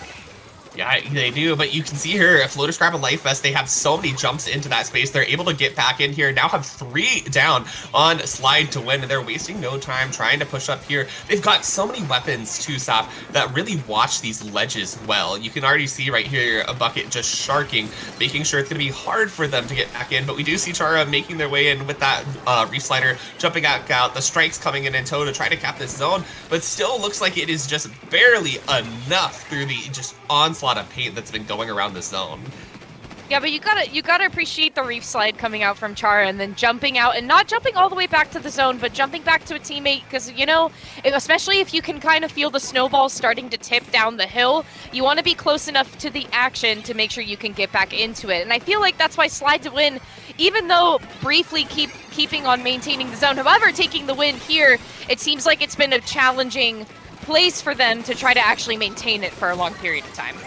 Absolutely, and I mean, Mahi's still a pretty small zone here in that middle of the map, so it's been flipping back and forth. We've seen pretty often here between these two teams as they just try to battle it out here. Even right now, we see that Crab picking one and does secure that zone back for Floaters grab a light fest. You see the jump out there going to be able to preserve their life, trying to find their way back in, but it's just trades and just a lot of action going on around here. A jump looks like it's going to be camped here. This may be Slide to win's ticket to really grab a lot of space on this map. Yeah, and I look at Sam kind of on the forefront here. They're holding on to their Zipcaster, kind of waiting for the right moment. They know that there's a hammer in tow, and that could easily take them out here, as Henlo just tried to do a few seconds earlier. However, Sam maintaining great distance as Slides to win, still ticking down the time on this zone here, but finally, that's 2 down. I believe that was by... Nope, I missed the name. I'm so sorry. That was by the group of Floaters Gravel Life Fest. So Slide to Win struggling to try to take the win here. Yeah, but now they do have this zone in their grasp. They have some tri-strikes as well to try to hold this space, but they've got to watch out here on the side. Kyo's got those strikes there onto the zone. You already see a bucket there sloshing alongside as the bombs come down. Here comes that Reef Slider. They're going to find that cap. That's denying Floaters the lead here. Yeah, and as the name says, the Floaters got to grab a Life Vest if Char's going to be coming in with the Shark motorcycle. And just cracking it down on the middle of the zone there, because Slide to Win, again, eliminating their penalty with 3 ticks left to go and looking to take a few more points off of the board here. 1.5 minutes left to go, and Reef Slider is getting close to being online once again. Yeah, Chara is here just holding down a lot of space. Henlo had that hammer, throwing it down, but not finding anybody with that pick, but it does allow Floaters to grab that zone. Now you have Henlo and half. They're looking at Chara. Chara is going to be able to take them down, and that's actually going to be the full wipe for Slide to Win. Yeah, really great gameplay by Chara in the second bucket there. I believe that was Kyo. So Chara and Kyo working together and just kind of 2-to-1ing different folks in Floaters Grab a Life Fest. Ideal conditions here. As you can see, Kyo is even also using the jump to a teammate, even like not even that far out of danger, but it's just when you play with players like this, Toma, I mean, you never know like how much is enough when you try to get yourself out of danger. And I feel right now, you can see Slide to Win, I think, is trying to look and see if they can maintain a little bit more space in the background there, especially because Floaters Grab a Life Vest with this crab tank online, that's going to clear a really big opening for them. Yeah, Clef really holding down some great space for Floaters there. And now you can see they're using his time to get up here onto this right side. They're going to be looking here at Kyo, trying to see if they can stop Kyo from coming in. They are through their penalty now, so they're looking for that opportunity to flip the lead. But Chara going to go in with that Reef Slider, jump in back out really fast. They don't need to hold the zone for super long, but applying some penalty here is huge, Saf. Mm-hmm. And I like that Chara's consistently gotten himself in a good position to do that, but going down with only 1 second left to go into overtime with little bit of penalty points left, not looking good for Slide to Win. The Tri-Strikes are looking to see if they can clean up the mess, but the blue Tri-Strikes are actually going to reverse that for Floaters Grab a Life Vest. The crab tank coming out as well. It becomes a special fight until it's just your weapon fight, because all specials now being popped. Slide to Win takes us into game 2. Oh my gosh, Saf, right there at the end too. Like you saw, it was just a mad scramble to find some paint there on the ground as everybody was desperately trying to paint the zone and pick off their enemies that were standing in it. And Slide to Win managed to come out on top. But man, what a close first game here. Well, I appreciate that it's like, okay, special fight. And then that wasn't enough. So it's like, okay, weapon fight. And then, okay, eventually you have the two pencils kind of doing a dance around the entirety of the square. Square dancing, if you will. And it's like, at what point does it end? And you try to ask yourself, like, when does the penalty negate it? Like, when does it come into action? And it was really hard to tell throughout the entirety of the overtime piece. Yeah, but it was really, really good. And I have to shout out Henlo for this, because there was a point in time where Slide to Win was having a pretty good lockout. And on the side of Floaters, Henlo just kind of dropped and just painted and neutralized that zone, almost capped it, but it didn't even matter that Henlo didn't get that cap, because that bought enough time for Floaters to get back in. That's what led to that end push that you saw there. And that was just, have to shout Henlo out for that one. The movement that they're able to find on this map, how they're able to sneak around, get behind, get those really optimal angles has been really good for them. Yeah, and especially because there was two people there. There was two people from Slide to Win kind of posted up on the side. You had Rafa, and I didn't see the second person just directly across from them. So Henlo's standing actually at the corner, and what is it called? Isn't that movement called a strafe? You're strafing when you're going back and forth, like shuffling back and forth. Yeah, that sounds right. That sounds right. Okay, so when Henlo was strafing back and forth, it was a good spot for them to be in the corner versus like on one of the sides, if that makes sense, because they get a wider shape that they can kind of spread some paint out to, and you had two different people having to cover up where that was going. And it was really cool in the replay that you could actually see that like Henlo was actually at the best vantage point that they could be for trying to fight two different people for the space.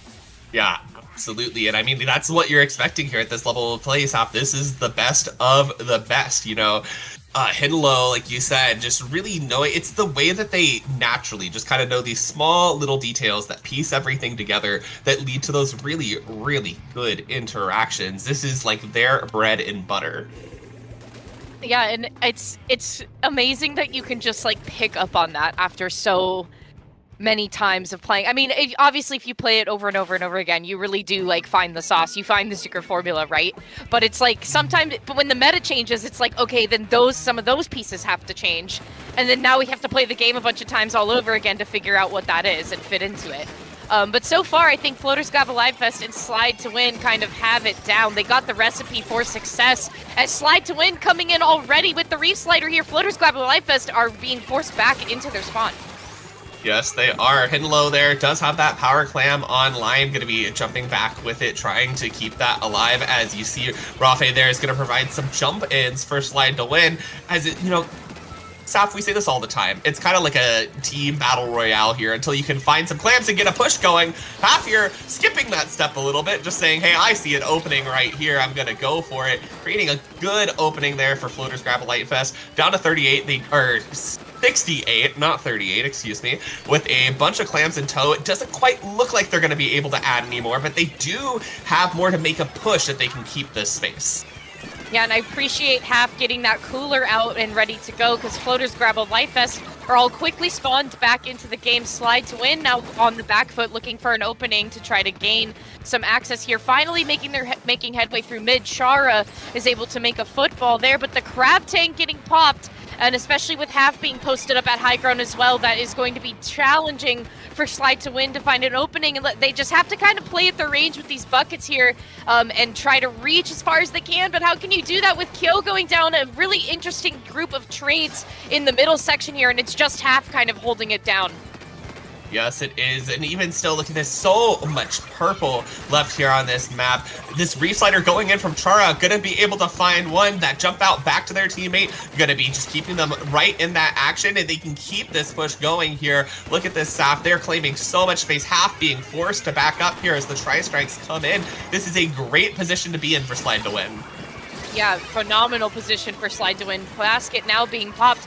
Plenty of follow-up to be had, too. There's 12 clams out there. Only Sam being last, the one standing, able to complete it, though, and get a couple more into with jumps at the heels, and just a bit more follow with another power clam by Rafe. Wow, he's Slide to Win is not kidding. Holy, what every time I thought I was, okay, this is where it ends, right? It just didn't end. They were able to keep that score going in just some excellent blaster play there, hitting those directs at, you know, really the exact moments they needed it. If they didn't hit those, that would have been a very different story. It's always so incredible when you watch players get into like a flow state like that, and I mean, Sam was cooking with gas, even though they love to maybe cook with charcoal, but the gas was just kind of, the pedal was on the floor in that instance, and they just had to keep running with it for as long as they could. And wow, Slide to Win down to the 28 marker here. Floaters Grab a Life Vest just 40 points behind and some change. Looking for an entry point still. Half once again holding onto the ball, shooting Kyo into a firework there, or was that Chara? It was kind of hard to tell. Both the names were there pretty quickly, but no entry point just yet for Floaters. Oh my gosh, Chara going in with that Reef Slider, able to revive that power. I thought that power clam was going to die, but picking up at the last second, and now Sam actually going to be able to save it. 2 power clams online. They're continuing to stagger Floaters, and it's looking great there, but Half shut that down quite fast with a great defense for Floaters. Gonna allow them to buy some time to get all respawn, get some specials online with Clef with this Crab Tank. Now they're gonna really try to be able to break back out here into mid to make a push. Yeah, and I like that Henlo and I believe that's Nick working together on this left-hand side here. The Tri-Strikes are going to kind of loosen up that attack that they were going for there, as Slide to Win is actually 2 people flanking around the backside. That's 3 members down on Floaters Grab a Life Vest. It's Slide to Win looking to try to close this book shut. Yes, they do, and they just need one more clam, and there it is. Slide to Win with a great win there on Clam Glitz and Saf. just the beauty of the teamwork there. Every time I thought Floaters was about to grab some momentum, you would see like Chara go in with a Reef Slider. Somebody would be like right inside it with them. They would be adding a lot of extra pressure. And the great thing about Chara is jump outs, right? Jumping pretty much to whoever is closest to them means that they're back in that action so fast. See, like right here, able to then go and fight with the rest of their team. We talked about that a little bit last game. And here's Sam with that great pop off I was talking about, the excellent blaster play there, keeping that really great game-winning push alive. Saf, this was a wonderful game that really shows off how well Slide to Win works off each other. I know the chemistry of Slide to Win is just insane, and it's really nice to see it here on the big screen. Still, again, like I was saying, 16 seasons of LUTI, and you still have like this type of people that play this game and still put in everything in the kitchen sink together to try and like make it to the top. And it's like they're not joking. Like I said it before, they're not kidding. They're not joking around. Like this is for big stakes that maybe some people maybe don't care as much about. But it's like it is still really incredible to see people that have been to like worlds and things still come and do something like this. Absolutely, Saf. You know, I think that these players, they've just got so much drive, so much motivation to keep improving, and we keep seeing, I mean, the Splatoon scene gets better week by week by week, and it's been such a great opportunity here to show it off, and I'm really excited, you know, too, Slide to Win, I think there's some personal motivation here as well on Chara's side, because for those of you who don't know, Chara coaching Moonlight is probably really looking for that opportunity to face off with Moonlight in finals if they can take it.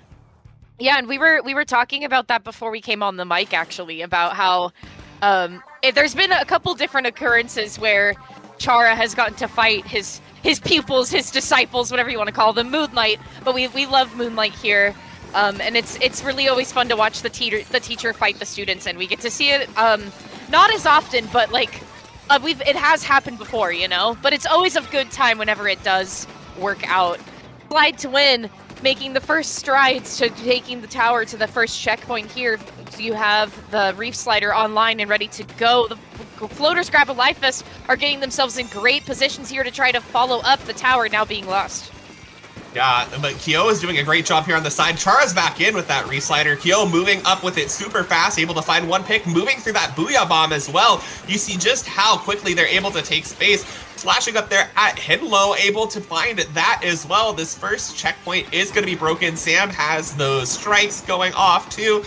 Not Sam, that was Kyo with the, I know which weapons have which special staff, but they're getting up here into these bats, and you can see already there's the full white. They waste no time moving off of those specials. All right, Grandpa, let's get you back into your chair as Slide to Win is breaking that second checkpoint, and Rafe is sailing them away onto the third here. You can see that Henlo's trying to follow up. They do have the decap. The bubble could be really huge here for Floaters Grab a Life Vest to try to maintain some ground. But I think with that Booyah Bomb and with Kyo being where they're at, too, it's going to be really challenging for Floaters to Grab a Life Vest to really follow up from this. But if you take out the person right in front, make it two, perhaps you can flip it around. Yeah, Kyo's still back here, causing a lot of havoc. Kyo finally does go down, but Chara's still here too, with that Reef Slider, looking at half, seeing if they can get the pick. Henlo dropping in and stopping it, but you can see that just bought so much extra time. They weren't able to find the Kyo, or the KO there. It just came out of my mouth so effortlessly. But they are able to stall time off the timer, and really, Saf, that's just a great thing to be able to do right now, especially that Floaters isn't even on this board yet with the score. Yeah, they're really trying to get some points here, but it doesn't really seem like they were able to get the offense set up in the first place. Slide to Win was kind of quick to beat them to the punch here. Now that, I believe that was Henlo getting taken out of the game, 2 specials now being online for Slide to Win. I mean, it comes down to this like textbook gameplay that we're seeing over and over again, because once again, Slide to Win is pushing this tower up to the plat.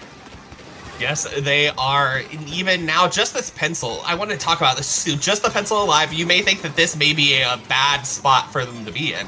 And, definitely not the spot they want to be in, but they come in so fast. Every time I've said that I think that they're just going to lose a bunch of space, they really come back in and hold it. You can see there on the side, Sam was trying to make that entry, unfortunately going down, but right now, Floater's still not even past that first checkpoint after that almost wipe. Yeah, what a phenomenal jump from Kyo there that we just got to see. 3 different people kind of on his back, and he was able to get out of there unscathed.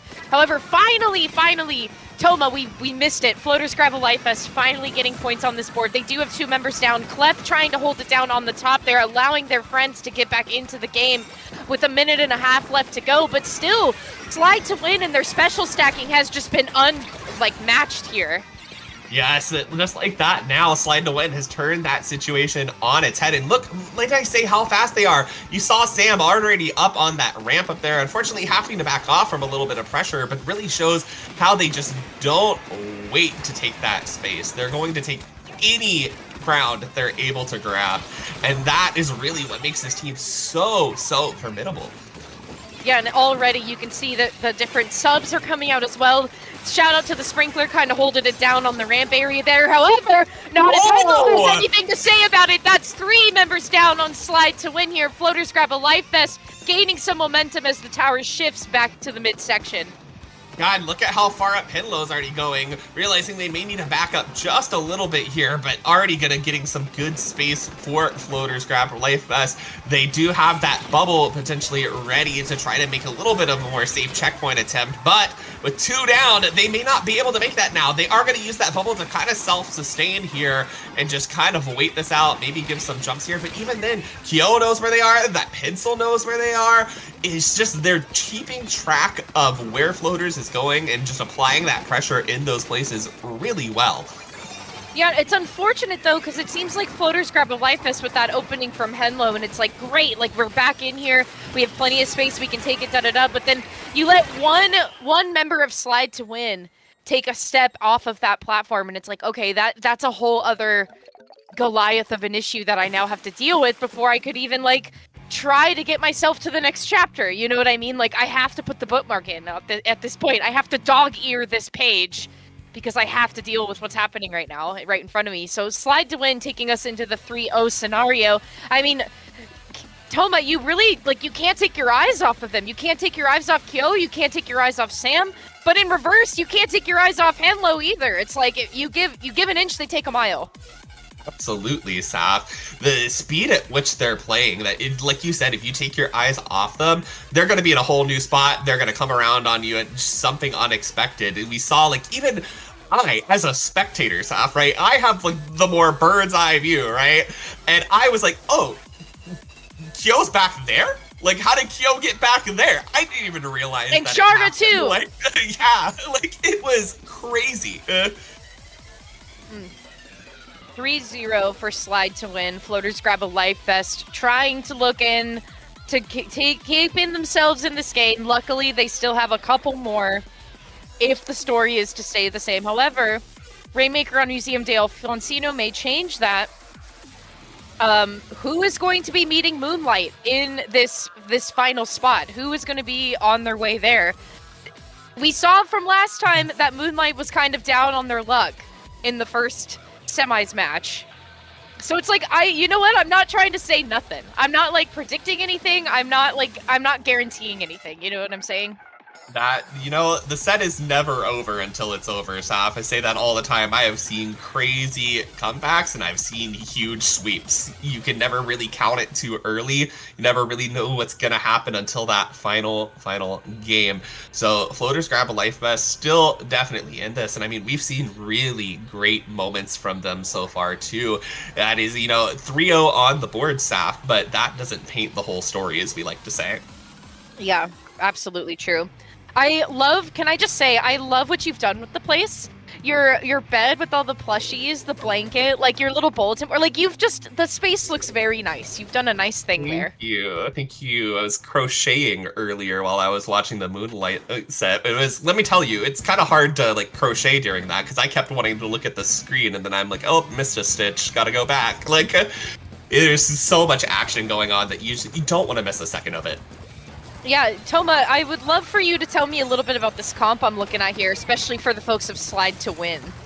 Yeah, so what I'm noticing here, and I love to see, is a well string, actually. And this is such a great weapon on Rainmaker because it just has so much object damage, but it can really just shut down and deny a lot of space, which I mean is something that we've already seen Slide to Win is really, really good at. So that weapon will kind of play well into it as their backliner here.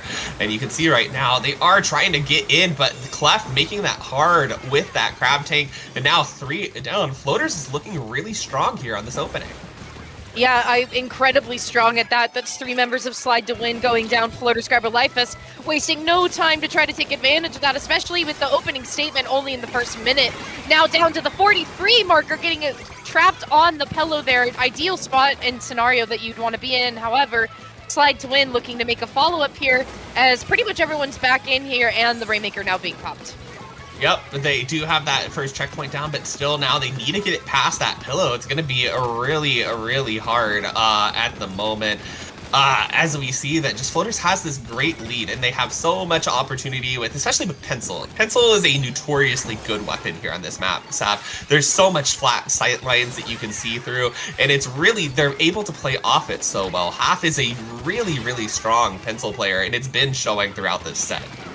Yeah, not unless you have Rafe getting a little bit too close to your tail, though, because now finally, with that opening Slide to Win, barely making headway with touching the checkpoint. The Rainmaker is right there, though. They are very close to victory, and maybe Sam with the bubbler here can help him out with that.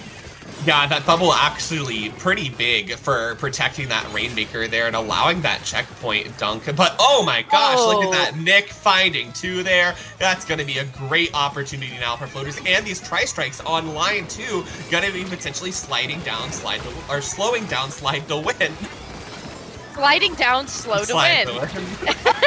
There's so many tongue twisters here in this. You know, this is what happens when we haven't commentated in like 200 years together, Saf. I know, it's like, what are we even talking about anymore? Oh yeah, we were talking about the Rainmaker going down at the almost at the same point where we left it before. The pillow is the marker for those of you that are more landmark oriented versus number oriented on this map. You can see that Rafe and Half are kind of just staring each other down in the middle section here. It's going to be a little bit of a delay, I think, until someone decides to make the first move. And I think maybe the Rainmaker being reset is going to be the trigger in that, because Floaters are looking a little bit scattered at the moment, Toma.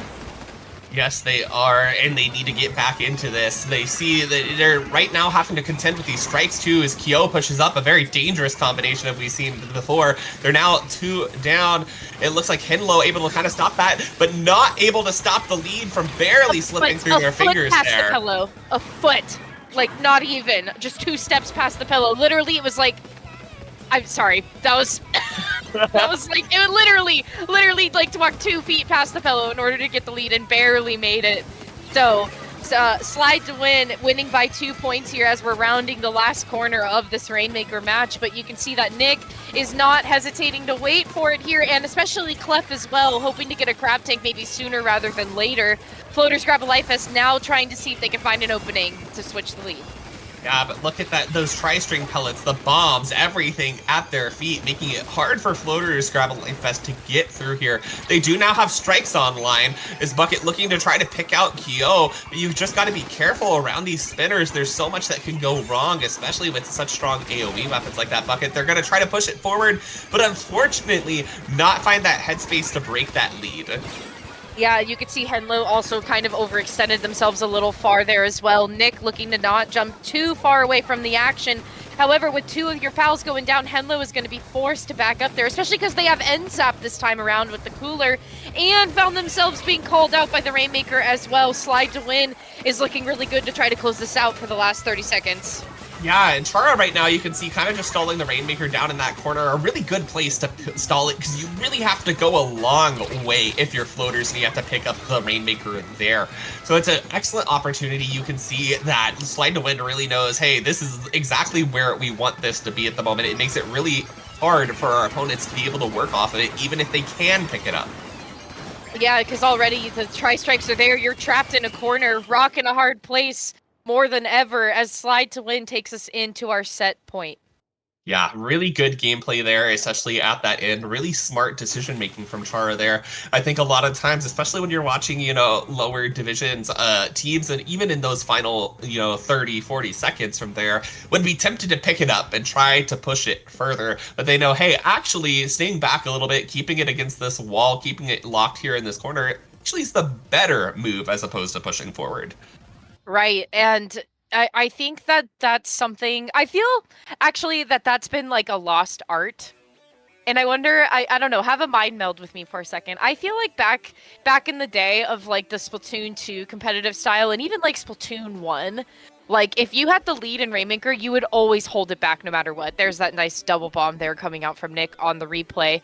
But I feel like that was something that was done a long time ago, and I feel like these days, especially with the new, well, not new anymore, obviously. We've been playing Splatoon 3 for, 3 years now? But with the addition of the checkpoints in Rainmaker, it's like, it kind of makes it a little bit different to have to do that, and there's a little bit more hoops to jump through. But I feel like people just don't turtle up and hold on to the Rainmaker and run back to spawn as much as they used to. And so I'm happy to see I feel that it's a lost art. I'm happy to see that, even in top level, we still do this to a degree, because it does make sense.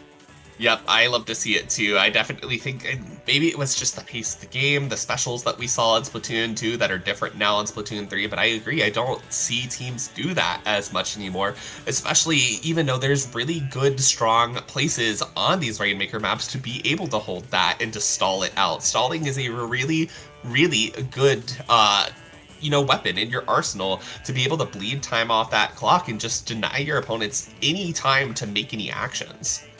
And especially with Slide to Win having such phenomenal special stacking, they had the tools, they had the ingredients for success for that, because you could consistently just space out your tri-strikes whenever you would see anybody try to get close or zoom in on the problem there. And I don't know, Slide to Win's just been doing phenomenal this game, but Floaters Grab a Life has just not been making it easy for them.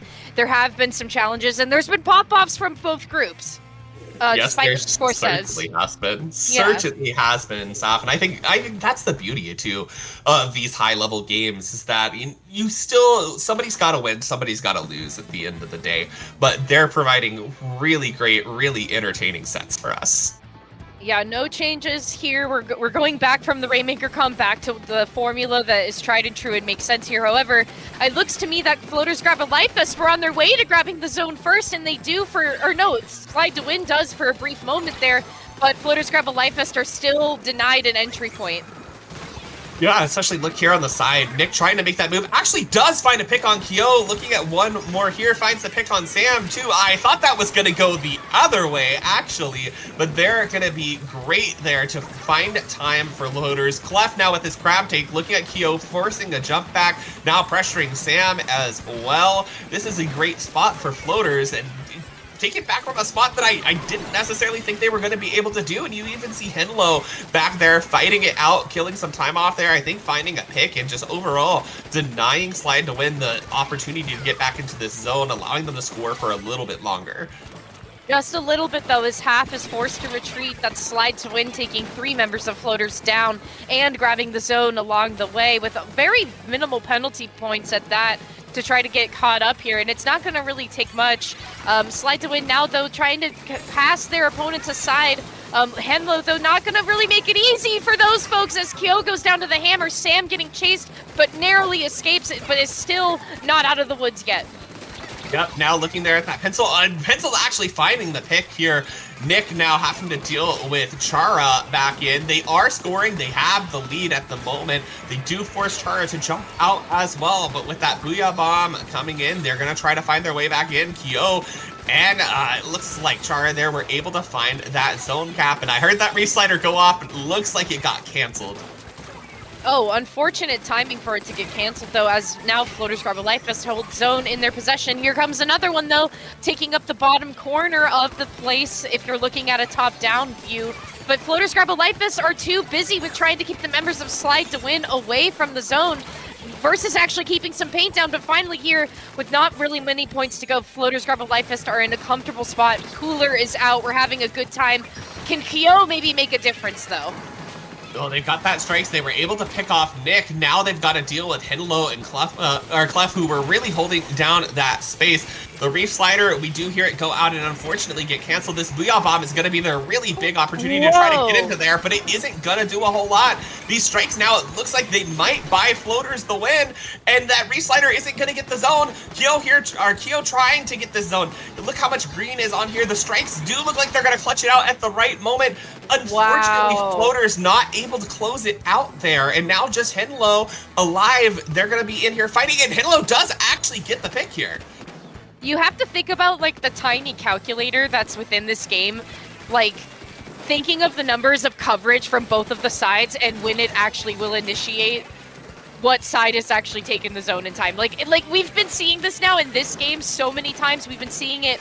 We saw it a lot in the grand final, or not the grand final, excuse me, the semis match between Manshine and Moonlight. It's incredible to me because now look at this. Slide to Win is just waterfalling themselves onto all the resources of Floaters grab a life vest. Like, where are they going to stand? The strikes are going to help them here with a really big penalty to try to knock it down. However, they can't allow Slide to Win to get any more luck or space like that. Yeah, they definitely can. If they do get back in like that, if they do hold another lockout like that, it's going to be really bad. Which, speaking of, just that pencil now alive for Floaters, it looks like Slide to Win is gearing up to get into that spot again. Kyo here under this ledge where Sloshers, of course, play too well and finding two. Wow. This is huge for Slide to Win. Yeah, and Chara especially taking the attention of Nick away from the zone. That's a fighter that you're taking away because there goes Wraith. Unfortunately, Nick is now on the stack here, and Chara is right behind them. Enough for Tri-Strix to come out, and 3 members of Slide to Win going down. 40 seconds left remaining. Floaters grab a life vest are still holding on here, Toma, but it seems to me that Slide to Win is throwing everything in the kitchen sink at these guys.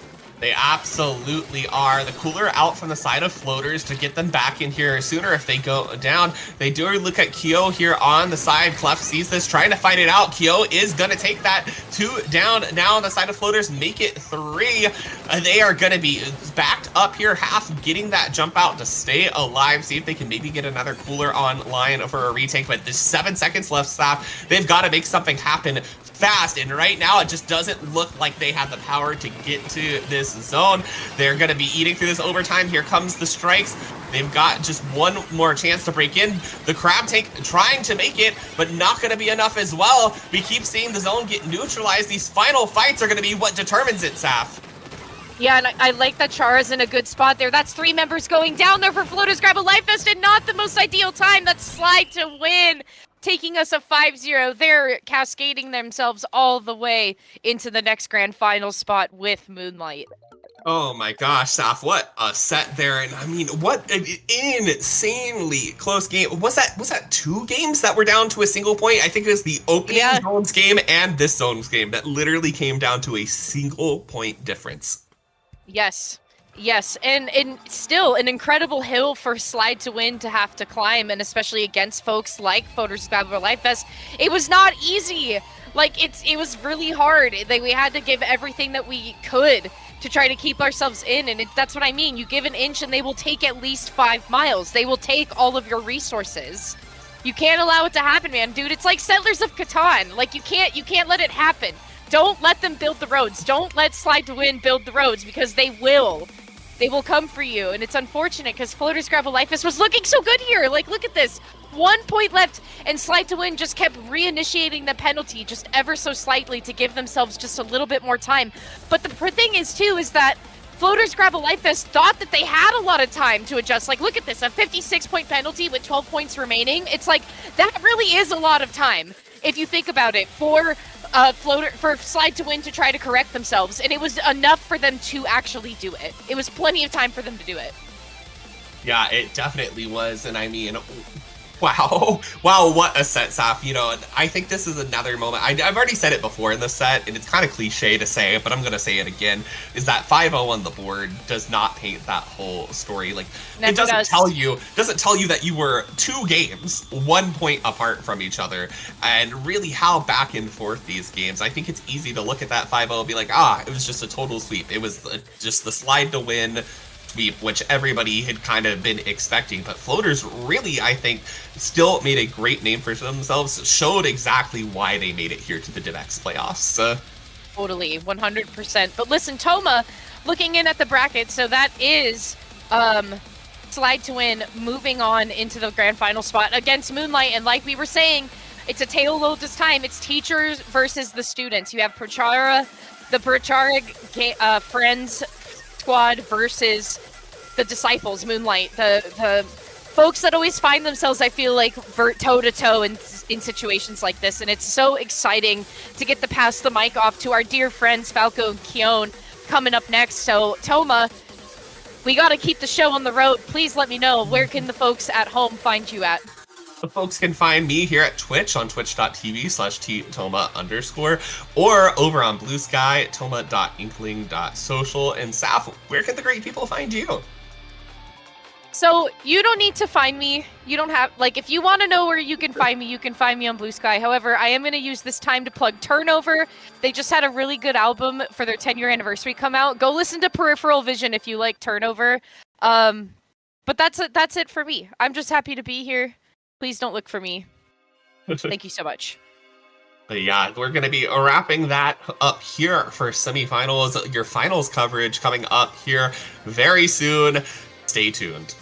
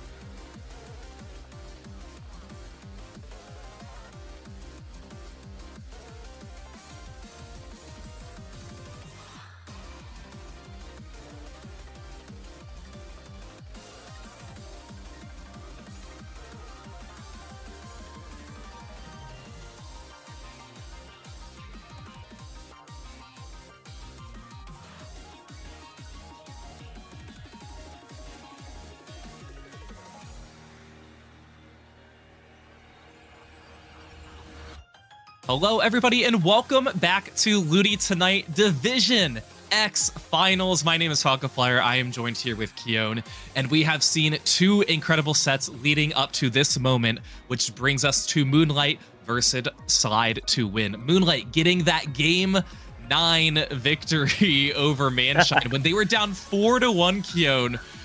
That set kept us on our toes the entire time.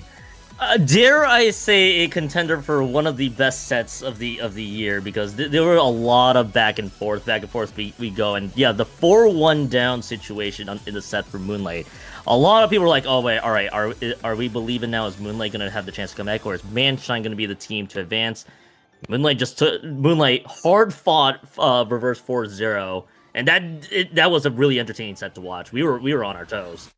And they will be facing arguably the #1 seed in all of LUTI this season, Slide to Win. Slide to Win, they only dropped 4 games during the group stages, 2 against Camden, 2 against Mickey Mouse House, 0 in their semifinals against Floaters. So we know these players, we know that they are pretty much unstoppable, but Floaters really gave them a run for their money for at least 2 of the games, especially in that Game 5 with Floaters bringing the zone all the way down to 1 before unfortunately getting 1 point memed.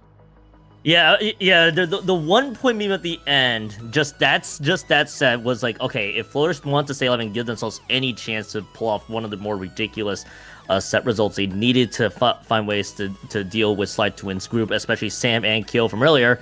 I mean, Falco, you kind of described well. You see the box score. Of course, if you're sports fans, you would know. You see the box score. You see, okay, it's a 5-0 sweep for Slide to Win. It was a very entertaining 5-0. Several moments where we saw a lot of close finishes, but at the end of it, like, Slide to Win did their part, and we get to see these two teams go at it here in finals. Yeah, and of course, the big storyline going into this, too, is, you have Chara, who is the coach of Moonlight, plays with Moonlight pretty often. However, he is on Slide to Win with some other notable players, too. So as Saf mentioned before, it's going to be such a fun game to see some of the teammates take on their coach. But I feel like they kind of, I don't want to say they prepared for this. They knew what they were getting themselves into, especially with Division X playoffs only consisting of 4 teams. It was very likely that this was going to be the situation that came up. And I know there's a lot of Moonlight fans out there. As far as, official teams, they are arguably like the fan favorite in the entire Splatoon community. Slide to Win, of course, a play on FT Win featuring Keo and some of his other teammates too. Going into the season, we knew that this was going to be a team they are 99% sure going to be making the Div X playoffs. And really, this entire Div X this whole season, we've been able to broadcast a lot of the matches. If you guys recall, last season we had Black Lotus, who really went on a tear. We broadcasted a lot of their matches this season too, and guess what? They didn't make the playoffs. There is tougher competition in the works right now, and of course, you are seeing the final 2 who are about to face off momentarily. Falco, the best way to describe it is to get the pregame entertainment. Don't worry, that game is not happening right now. But I mean, Falco, this Division X season has been an incredible story to watch.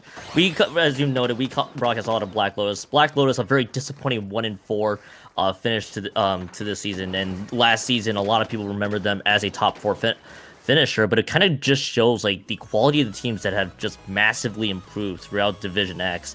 And you and I were on the mic together when we saw FrickP throw in that surprise 5-0 sweep against Black Lotus. So I'm sure it was in our minds like, oh, this could be a very entertaining Division X setup that we're gonna have. And sure enough, it did not disappoint. And to a lot of people that were just tuning in, no surprises here from some of the teams that made it, like Moonlight. Some people was expecting Moonlight. Some people, of course, a lot of people really expected Slide to Win, or ST Win for short there. So Falco, I think both teams aren't going to be wasting any time. I think they're about to get set up and ready to go.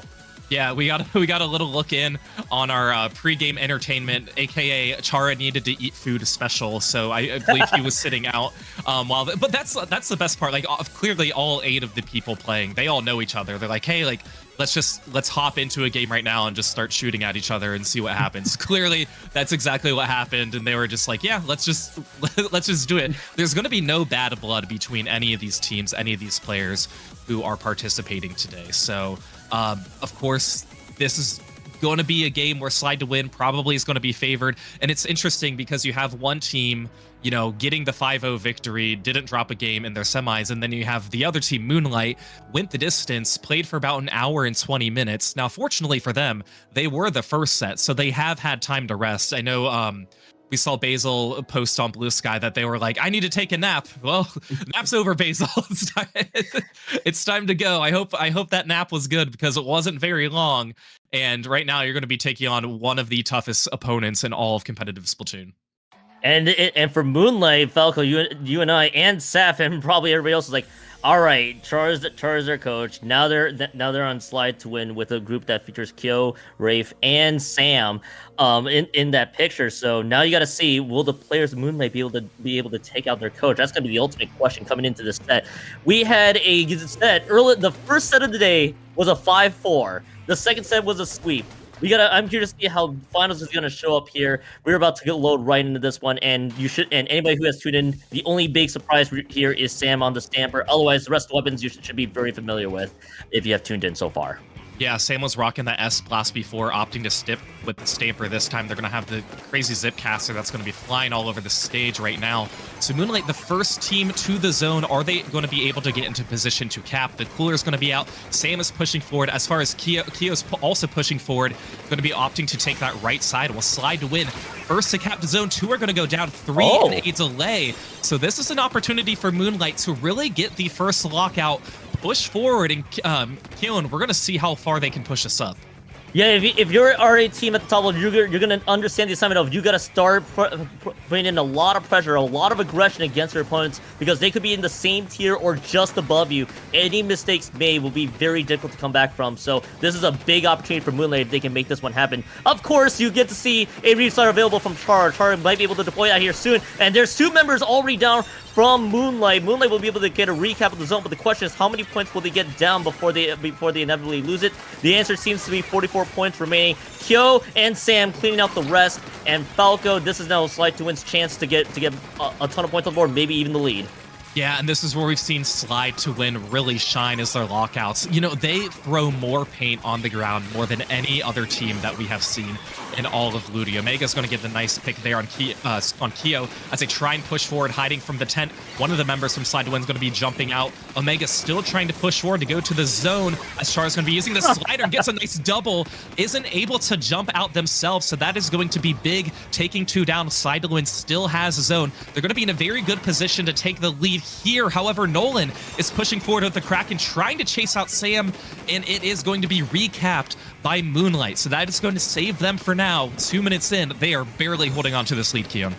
Initial advantage is Slide to Win, with Char getting the double off the Reef Slider, and then just Sam was the only one contesting. They're having to fight a Kraken, which they cannot win in that situation. Gives Moonlight the chance to paint over the zone and immediately force penalty points on the Slide to Win here, as both teams immediately going 2 down. Char going to use that Reef Slider, immediately get the cap of the zone. Of course, the fabled Reef Slider cheese already in play, and it gets Slide to Win some chance to maneuver. With points kind of paused on both ends, now it's going to come down to these individual fights that are happening across the board, as Kill immediately gets 1 from the right-hand side of the map.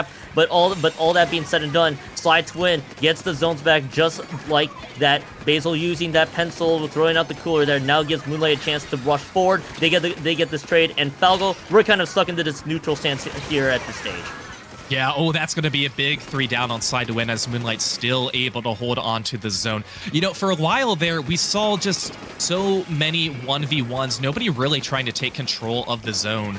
You know, even though this is a very passive mode with how your points are going to take down, they opted to try and get those picks first before they opted to take the zone. And right now, that's still benefiting Moonlight right now as they have the lead.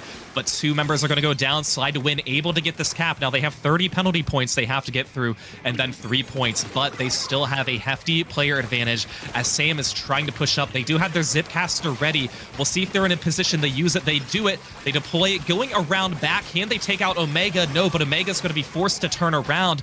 While all this is going on, Slide to Win still able to hold on to the zone. No one's going to be bringing the Kraken back out. But again, Keon, just so much purple paint on the ground. So much purple paint and there, and Sam ultimately distracting the rest of Moonlight there with that Zipcaster usage. Sure, you don't get picks, but you do get everything that you find. And Slide to Win immediately takes out 3. No penalty points on the board. Defense is going to need to get time to set up, but they're going to need to find a semblance of a fight here. But Slide to Win, they're going to understand, right, we got to paint over the zone and just cap it here at the stage. 2 more members dropping just like that. And Falco kicking off Division X Finals. Slide to Win taking home Game 1. Yeah, a back and forth initial match there. You know, Moonlight, they had a solid start, and I feel like that's not uncommon for them to really start strong. But you're facing a team who they know how to respawn, and they know how to react to try and counter all of these lockouts, and they just do that so well. You know, one of the things that we've noticed too is when Nolan's using the Kraken doesn't really, you can't paint when you use it. Obviously, it has a trail of paint, but some of these other specials, like the strikes that Kyo has here, we can see him deploy them pretty soon after he gets these jump picks with the support of Sam. But it's unfortunate that, you know, when you have a special like Kraken, you can't really help support your team.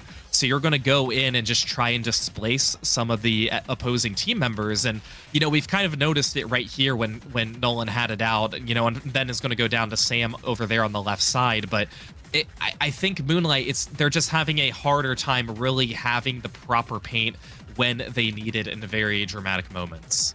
I mean, Falco, you kind of saw the other thing that Slide to Win has is they had a comp that just allows these quick take-up zones, whether you have trip strikes or even a reef slider from Char's Dreadbringer there, and it just made it so much difficult here, or so much more difficult if you want to say those terms. So for Moonlight, the comp was just going to be rough. They had to find individual skirmishes and fights that they needed to win across the map. It just didn't materialize when they needed it most, and that's how we see Slide to Win taking home that Game 1. And Falco talking about a completely different game mode. Now you're going into this volatile map here, this Humpback Pump Track Rainmaker map coming up, which I feel like it has a lot of interesting adaptations I want to see from Moonlight if they want to get on the board here soon.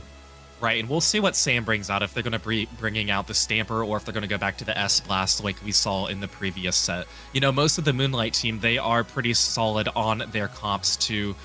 So I don't know if we're going to see much change for them, but yeah, we are moving the Rainmaker again now. So this is the mode where if you see an opportunity to take it, you see that wipe, you have to capitalize on it and push it as far as you possibly can. So Shadow's going to be coming out.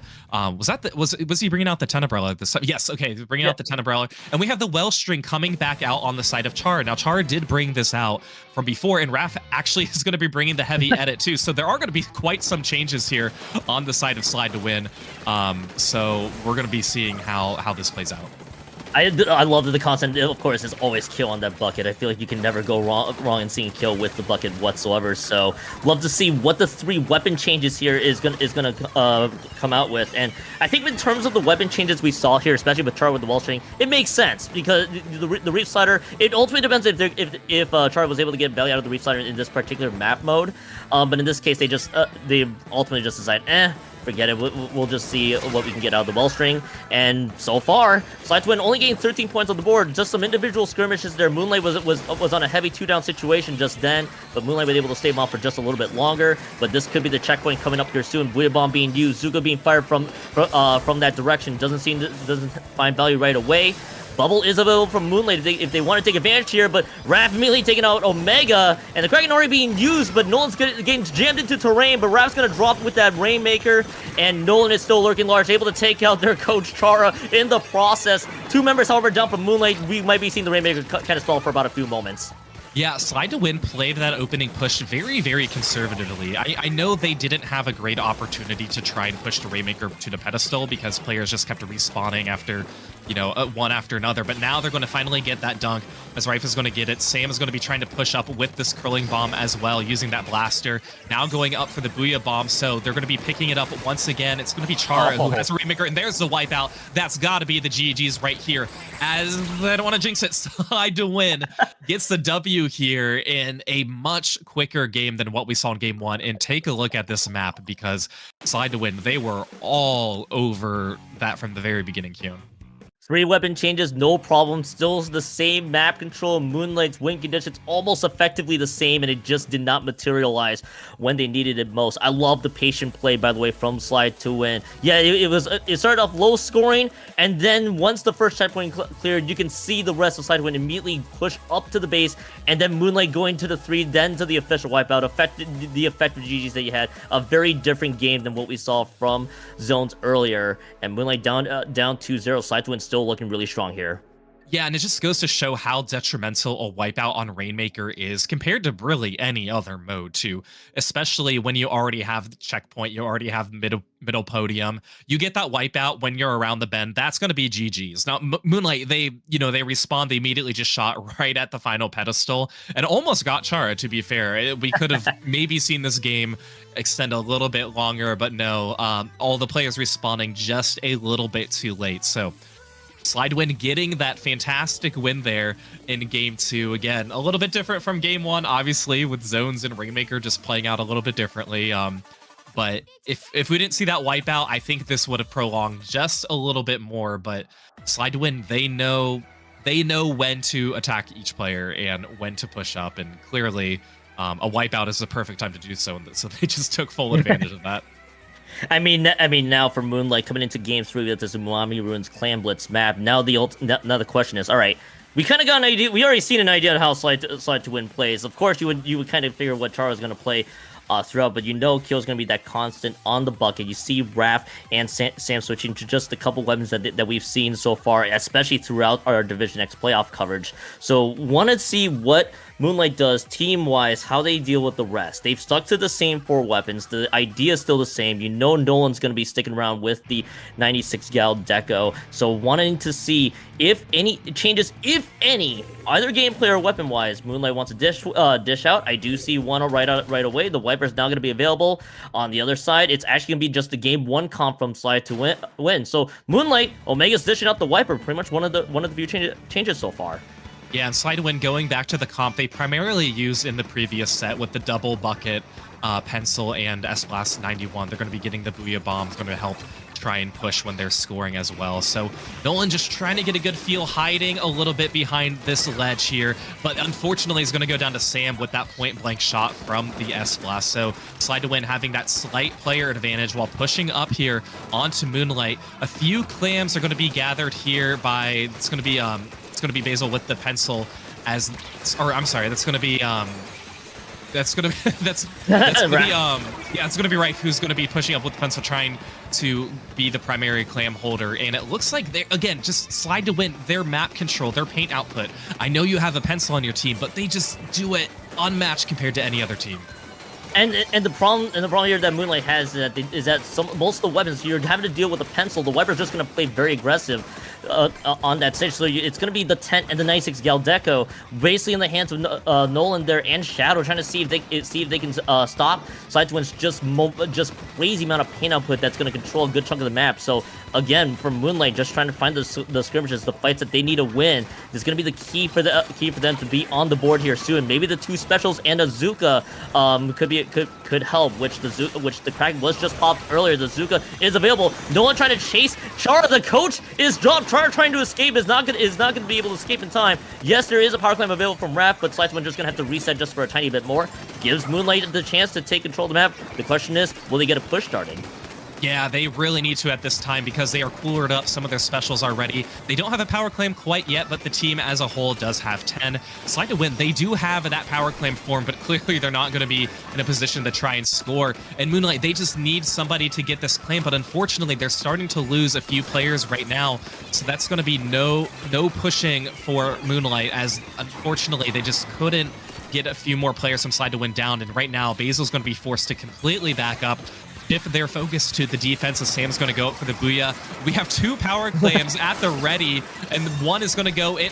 Both are actually going to go in tandem. So Slide to Win getting that first push about 2.5 minutes in now. A little bit of follow-up too, and they're doing a pretty good job continuing to get some of these picks, but right now not in a position to really score anymore as they're not gathering any more clams. Yeah, not enough clams available to keep the push started, but that's still a fantastic push. Just a little past the halfway mark for Slide to Win, and Slide to Win able to take full advantage here. So now it's going to come down to the response that Moonlight needs to have. They just got to find what they can. They were able to find picks. They were able to clear off some of the board here, some of the map in their control, but the question is they just need to find the power clam. Where is that going to come from? Where are they going to find the fights that they need? Losing 2 once more, they're losing a lot of the fights, these close range fights, if you will. As they go 3, the delayed wipeout is there, and Slide to Win total dominance of the map once more. If Moonlight loses a few of these fights, Slide to Win is just going to take everything, and I mean everything that they have here in this map. They already got that 1 power clam already available. Yeah, and what Slide to Win does really well is they don't score at the very first opportunity they have a power claim. They score when they know is the optimal time to try and get more points. They will have 1 or 2 power claims at the ready and get both of them in, and they are going to be getting that score. A few clams on the side of Slide to Win as well, as that's going to be Rife who's going to be getting some in. Sam still on the offense right by the basket. Kyo is going to be jumping that in down to 13. So that means just 5 more clams for Slide to Win if they want to knock it out here. Ooh, no, they're going to be going down, so that's going to be big for Moonlight. Now, they have a minute left, and they're in the position where if they want to push, it really needs to be a push that is going to net them a lot of points. If you just score when you have a power clam without any follow-up, that's going to be very hurtful for your team. You're just going to be giving a power clam to the other team. So Moonlight, they know if they score, it has to be a push where they feel like they could get the lead. Push has to come with the purpose, as you noted. Where is the lead going to come from, and where are the fights that they're going to need to win? As Slide to Win has been running circles around them for a good chunk of it. Sam's going to have that booty bomb. It's going to be throwing it into the middle of this map. Everybody's kind of just grabbed across the board. Nolan's trying to take out Sam, which they do. Now, Keel's also lurking on the right-hand side, just waiting for the prime opportunity. This is going to be an open flank here. If Keel's able to take advantage, Char runs through Shadow. So, yes, you get the 2 power claims in, but the follow-up is not going to be there. As, yes, just the +1 small clam, but now they still keep the pity clam back at base, but they gotta do this one more time here. Falco, the pick onto Chara might help, but they lose 2 of their own. They got a 2nd power clam ready to go. This is pretty much gonna be their only chance. Yeah, not opting to pick up that pity claim, I think, was really crucial. Now, of course, they do have another power claim form, but they saved that knowing, okay, we're not going to get the lead on this push. We need to prolong this game to push it into overtime. And unfortunately for them, it's not looking too great right now. Basil's going to be forced to pick up that pity claim, as unfortunately, they're not really going to have any space to move, but they knew they need to go somewhere. And unfortunately, the answer is only a few inches past their basket. So Slide to Win, again, they did such a good job with that when Moonlight scored, especially Kyo, who was just circling around, not really defending by the basket, but more on the side, waiting for a player on the side of Moonlight to go up to the basket, and then Kyo would get them from behind. So they would create the illusion of you're safe, you can score, but then I'm just going to splat you right as you are approaching the basket. Here we can see when Slide to Win got their first push, both power claims going in at literally the exact same time as it breaks open, and they're only going to be getting a little bit more beyond that on this push. But again, a bit of a stalemate in the beginning. Slide to Win just holding on strong, playing it a little bit more conservatively in the second half of the game, and they're sitting at a very comfortable 3-0 right now, Keon. The 3-0 lead for Slide to Win, and Moonlight just needs to find the fights that they need to win. And I get the vision's kind of there. You have Shadow the One moving forward. Nolan with their 96 scale deck with the Kraken on top of it too. They're just trying to find ways to get those picks and just to give them the space that they need to win. And the problem is yes, you get a few, but where's the follow-up? Slide to Win's just gonna be there, able to find some openings across your formation, and at that stage, you lose like 2 and 3 in a row, everything just crumbles. They have to reset again, but when they're resetting, you know how a lot of teams here in Division X, they know how to take those advantages, and a couple members down from Moonlight, they lose entire control of the map, so it's a thing they need to clean up if they want to have a chance to stay in the set. But of course, it also proves that, the Moonlight students are not quite ready to dethrone their teacher yet, but they still have a handful of maps to go if they still want to have a chance. They will. We will be moving on to tower control next. And again, this mode, a little bit of a slower pace. You can't really control the pace of the tower. So a mode where you can't control the pace, we'll see if that favors Moonlight. But Slide to Win, their positioning is unmatched. You know, there's a lot of things that we say about this team that is unmatched, especially their paint output, their 1v1s, but their positioning in particular on tower, I feel like they just know where they need to position their players and know how they're going to be able to predict where Moonlight's coming from. And of course, you have the added benefit of Chara knowing pretty much everything about the players from Moonlight and knowing how each person's going to be breaking in. So it's just another obstacle that Moonlight's going to have to try and face. We'll take a look at the comps here. We're going to see the Neo Splash come out on the side of Moonlight, and Nolan's bringing back that S Blast. So a little bit of a change up here, Keon, as we're not going to see the tent anymore. Neo Splash being out from Moonlight, you get a lot of paint to work with here if Shell's able to farm those trip strikes and just get what they need for Moonlight to just get the push started. And of course, Nolan on that S Blast is going to be intriguing to see how this is going to go.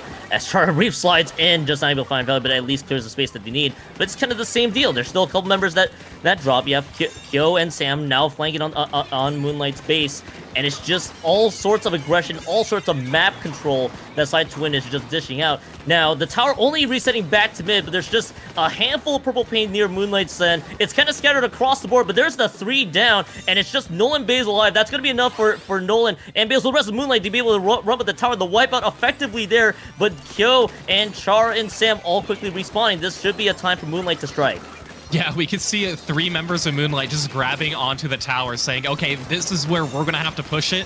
Whoever is closest get on the tower, and that happens to be all 3 of us. And so they're going to try and get it to this first checkpoint. They are technically going to be taking the lead right now, but they are in a very skirmishy setup right now. I'm not sure who's on the tower in particular. I think it's probably Basil who's on. Oh, it's Shadow who's on. Yeah, probably because they're going to get the strikes ready pretty soon, as Basil's here on the right stack trying to face Kyo in this 1v1, but Kyo's going to be forcing them off. But look at this, Moonlight getting down to 50. It's just going to be Basil who's alive. So Slide to Win, Kyo's going to be pushing up pretty quickly here. Oh, okay, Kyo did get the cooler. I didn't know if the tower was going to knock it in time, but he was able to get it, so that's good for them.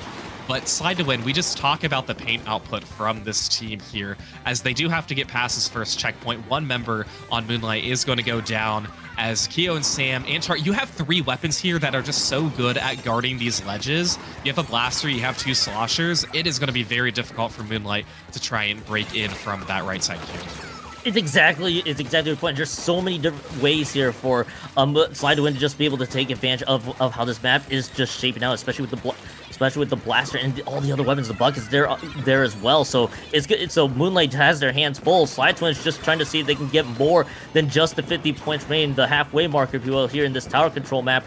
As it looks like now you have Kyo now running to the backhand side of the map, but I don't think Moonlight's going to be ready for it. Sam immediately throws out the Booyah Bomb. Is going to corner Shadow into a tough position, but at the cost of 2 of their own members. Yes, Kyo forces Basil backwards, but everybody else is dying on the other sides of the map.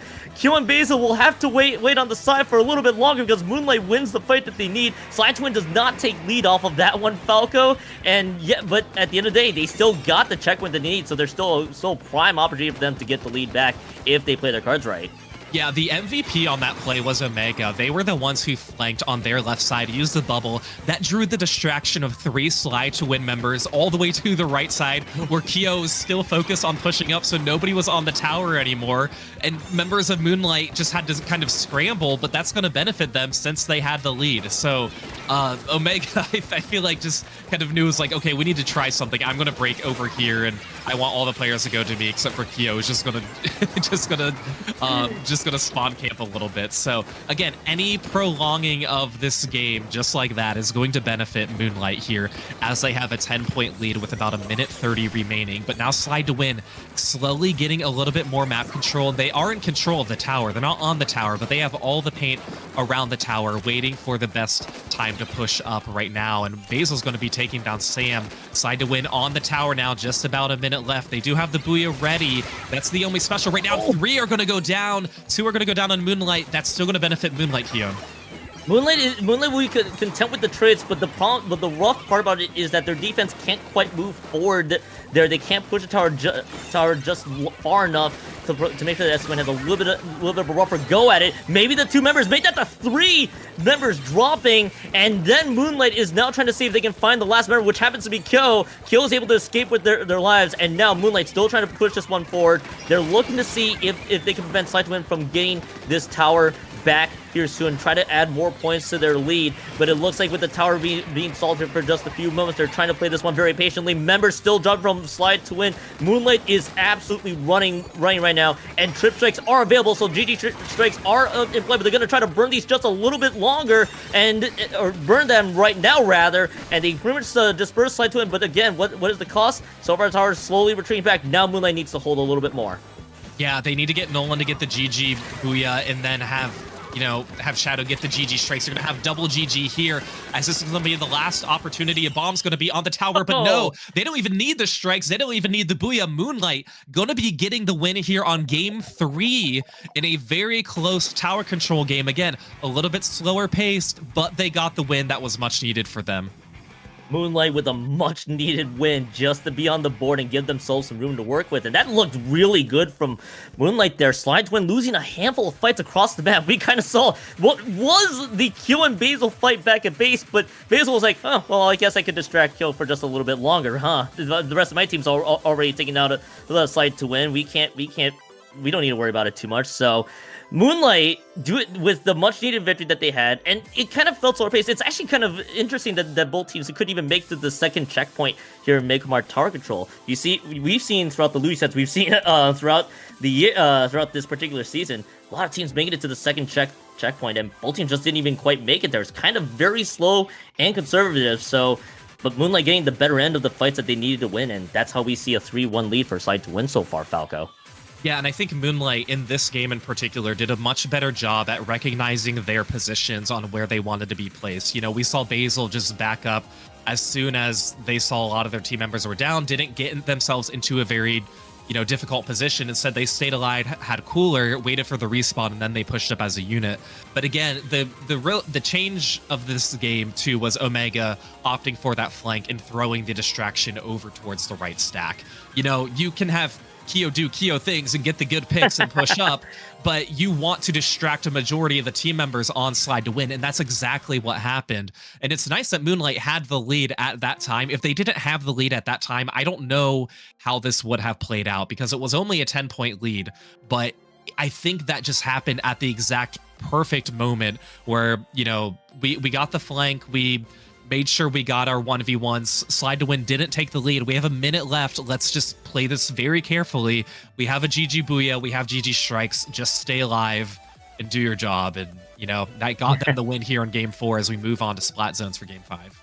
Yeah, zones now on Ramen, and I'm gonna be intrigued if this is gonna be a very similar setup from game number 1. You're probably gonna be seeing the game 1 comp coming out of Slide to win. Does Moonlight adjust for it though? Maybe the Neo Splash is just a very specific weapon for that particular setup. Proving me wrong right out of the gate. They're just gonna keep that Neo Splash there, but you're gonna see Nolan back on their 96 scale Deco, which is to be expected, and Omega gonna be the one with the mint decaf to boot. So wanting to see how this zone's map plays out. The last time we saw that game 1, it was originally a nice little back and forth before Slide Twin took total control of the map and the rest of Moonlight's base. So the question is, how does it start favored for Moonlight? Moonlight's gonna lose 2? The answer was definitely not gonna be then. As they lose 3, it's Slide to win gonna be running with total control. Yeah, and another weapon choice too is, Shadow just sticking with the Neo Splash. Hey, it worked for the last game. We had a lot more paint this time, so let's stick with it and not use the tent. But yeah, right now it's looking a little bit rough here for Moonlight, as Nolan's going to be trying to push in with the Kraken again, displacing some members of Slide to win. 2 are actually going to go down. Chara's going to be in the zone, is going to be jumping out, along with Kyo as well. So they're going to be giving Moonlight the zone right now. And Moonlight in a pretty good position, especially with the wall from Nolan trying to push forward. But the range that you can have from the Dread, I feel like it's so deceiving sometimes too, when you think you're in a safe position and you're just unfortunately not, and then you get splatted in pretty much one shot. As Sam is going to go in for the zip, unfortunately not going to get anybody. But while all that was happening, Moonlight able to take the lead, and Kyo, they're going to be able to hold on to the zone too. Going to be able to hold on to the zone. Literally razor thin margins for keeping the zones capped in their favor. Is able to eke out about 6 more points on the board, which, hey, that might make the difference, but they are going to lose 2 on their end, so they're going to have to get the defenses reset. Slide to win. You already see Sam already pushing really deep in the Moonlight side of the base. Nolan playing total distraction. Char just chucks a bomb and immediately eliminates their student Nolan out of the picture. Hey, I see you there. Here's a little present, the suction bomb waiting for them, and it leads to Slide to win. Now total momentum shift. Now it's to control the base a lot more. Char using the Reef Slaughter gets another double. Basil and Shadow are down 3 members, down Slide to win once again in total control of the map. Yeah, that was a very good play there from Chara. While that happened, they were able to take the lead too. Tells them, you know what, I'm going to use this against you. I'm just going to throw a suction bomb right down at your weapon, and you're going to get splatted right away. Those quick suction bomb kills, you hate to be the offender from one of them, but Moonlight able to get the zone once again. 2 members on Slide to win down. Moonlight's going to be coolered as Omega's trying to push up in a 1v1 versus Sam here. We'll see how that plays out. Looks like Sam is going to be the one who's going down. Moonlight in a good position to get rid of their penalty points, and they still have quite a bit of ways to go as Kio's going to be trying to throw some of these strikes, moving Shadow out of the way, but Shadow's going to have some strikes on their side as well. Will this be enough for Moonlight to take the win? We might see some of these specials come out. I want to see if the Reef Slider's coming out, and that's exactly what is happening from Char. Going to be using it, going to dive, duck, dip, dodge, and dodge again, and getting the zone and saving that from Moonlight, getting the cap. So Slide to win using their specials at the perfect moments. You know, I thought you were about to make a quick note of duck and dodging. I thought I heard duck dodgers there for a hot second, but yeah, there was a lot of dodging that was basically in play. By the way, bonus points to Sam with the Zipcaster. Yes, they would focus on the 1 member on the map, but it forced them backwards, and it basically led to an uncontested Reef Slider from Chara to get cap of the zone. And now we got to see if Moonlight has the response that they need. That's a lot of penalty points. The problem is they're not getting the zone back when they really needed it to. They lose 2. Slide to win immediately eliminates 2 of their members. That's going to be a good chunk of their paint down. Basil and the crew needs to find the fights that they need, but it looks like Basil might be distracted by Kyo, and Shadow's going to drop. That's going to be the KO for sure now at this rate, just trying to stall it up for a few more seconds. And Falco, it is going to be Division X championship point for Slide to win. If they win this next one, they take home this Ramen Zones map. Yeah, this Zones game was more dominant than their first game. Not the most of the set. Clearly, we saw the Rainmaker in game 2. That game lasted about 2 minutes. But yeah, Slide to win. Again, I feel like this stage in particular, Robo Ramen, it's so hard to face a Dread. It's so hard to face a Bucket on this stage, with all of the different ledges that you have. And of course, Reef Slider is so great on the stage for just capping the zone, and Chara knew exactly when to use it. There's the moment we saw Sam go down. I thought they're going to get a double. I was convinced they were going to get a double and really help their team, but no, that didn't happen. Instead, Chara's the one who's going to get a double there on Basil and Shadow. So yeah, Moonlight, they had a good push here, but if they would have held on for just a little bit more, a lot of the specials came out from Slide to win at that particular moment. And then towards the end here, unfortunately for Moonlight, they had to throw their bodies to the zone to try and cap it. But just they went down a little too quickly for them to have an opportunity to save the zone. And now they're going to, like you mentioned, match point for Slide to win. Moonlight going to be needing 4 in a row, going to be taking it 1 at a time. But hey, they're hoping to not have a repeat on the same mode, Rainmaker here on Scorch Gorge. It's going to be hopefully for them playing out a little bit differently. The question is, will we see the comps change once again? Because the comp choices have been very important for Moonlight and Slide to win, but mainly for Moonlight on how they approach each game. This is actually going to be the interesting thing. Are we going to see the Neo Splash back? That has provided a lot of extra paint that Moonlight needed for several of those maps that we saw, especially that Mako TC map and the Zones map. Yes, it didn't lead to the dub, but it gave Moonlight the extra paint control that they need, so they don't force themselves into a win condition where they need to win some of the 1v1s and some of the skirmishes they needed. So Slide to win might be recognizing, all right, maybe we could be seeing the Neo Splash more consistently if they're getting a lot of better results. So maybe some small adjustments, but we all know the pedigree of Slide to win here. Hey, what can we do to take this one home and win Division X? Why not just run the same game 2 Rainmaker comps? So it kind of leads the picture here, Falco, that we have some very specific comps for each mode, and this Rainmaker one for Slide to win is not a big surprise. But Chow's back on the 10th, so I'm gonna be curious to see how both teams play it out. Yeah, Char's on the 10th, or Chara's on the well string, Shadow's on the tent. That's going to really be the only change that we mentioned before. Moonlight, they've been in this 1-4 deficit before in the previous set that happened just about an hour and a half ago. So they'll see if they can try and run it back here. A Slide to Win going to be the first to pick up the Rainmaker. Going to be opting to go down. I feel like they were just forced in that position, only netting 1 point. They're going to have to avoid all obstacles to try and stay alive. Rainmaker, is it on the rail right now? I think it is. I think it is on the ledge. Okay. It's actually like outside of the ledge. This game's weird. I wouldn't be surprised if they just like opt for reset. They're going to be figuring out what their 1v1s are going to want to look like. Especially in this position where we have a 2v2 situation. They say, hey, you know what? Just let's regroup both teams, both players. Let's regroup. Let's start this from scratch because this basically is a neutral game that is tied right now. Let's just start the match back over, especially with that Rainmaker being stuck on the rail. I think that's the first time I've ever seen it on score, so bonus points to both teams accomplishing that, I guess. But yeah, I think the exact mentality was right. Both teams like, all right, that's in a really terrible position. Let's just win some of the individual fights, see who gets control of the map when they needed it, and that's what we see from both. Moonlight's gonna get the better end of this push, maybe for about a few moments, as he can't seem to quite push forward. We do see a Kraken that is available. Zuka also available on top of it, and the Booyah Bomb displacing Basil for just a few quick moments. Temp being used to protect Basil. The Rainmaker is being protected right now, but there's a lot of pain. Unfortunate pain, but all it does is only buy a few more seconds. The checkpoint clear for Moonlight, and that's a much-needed checkpoint clear. If anything, just give Moonlight some breathing room. Yeah, there were so many moments there where I thought Basil was going to go down just from a little bit of chip damage, a chip from the Booyah, a chip from, the well string, but no, they wisely used that tent from Shadowwind, who was trying to help them. And look at this, it's going to be Omega trying to make a break for it, pushing it down to 54, so extending this lead just by a little bit right now. A Slide to Win, they're going to be popping this Rainmaker. Moonlight's still in decent control of mid right now, but that's going to be a trade. That's going to be Wraith versus, I believe, Omega there in that position, as they're going to be getting the trade. And of course here, any trade, we're about halfway through of regulation, but any trade, any opportunity you have that Slide to Win is not pushing forward is going to be a huge win for Moonlight.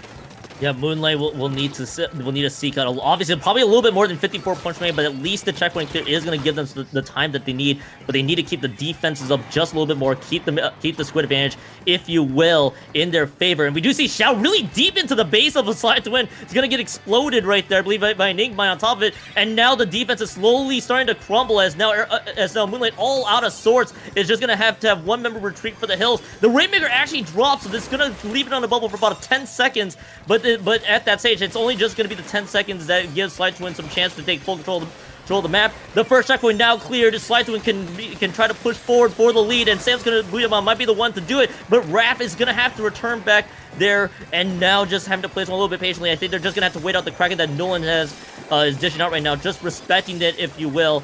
And now the two members drop. Slide to Win, still a big advantage with 43 seconds to use out of this Rainmaker. Yeah, they got it. Raph's got to push with Char, who has the hammer, but no, 3 are going to go down, and then the wipeout.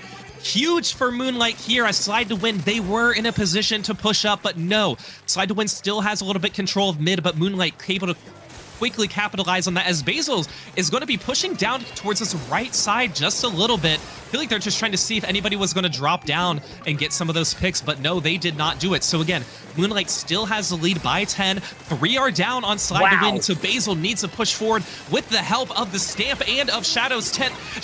Omega's trying to lead the way, getting it down to 47, so extending it just a little bit. This is huge for Moonlight if they can keep up this pressure. They don't necessarily need to push the Rainmaker anymore, but they just can't get wiped out in this position again. Give Slide to Win a little bit more space.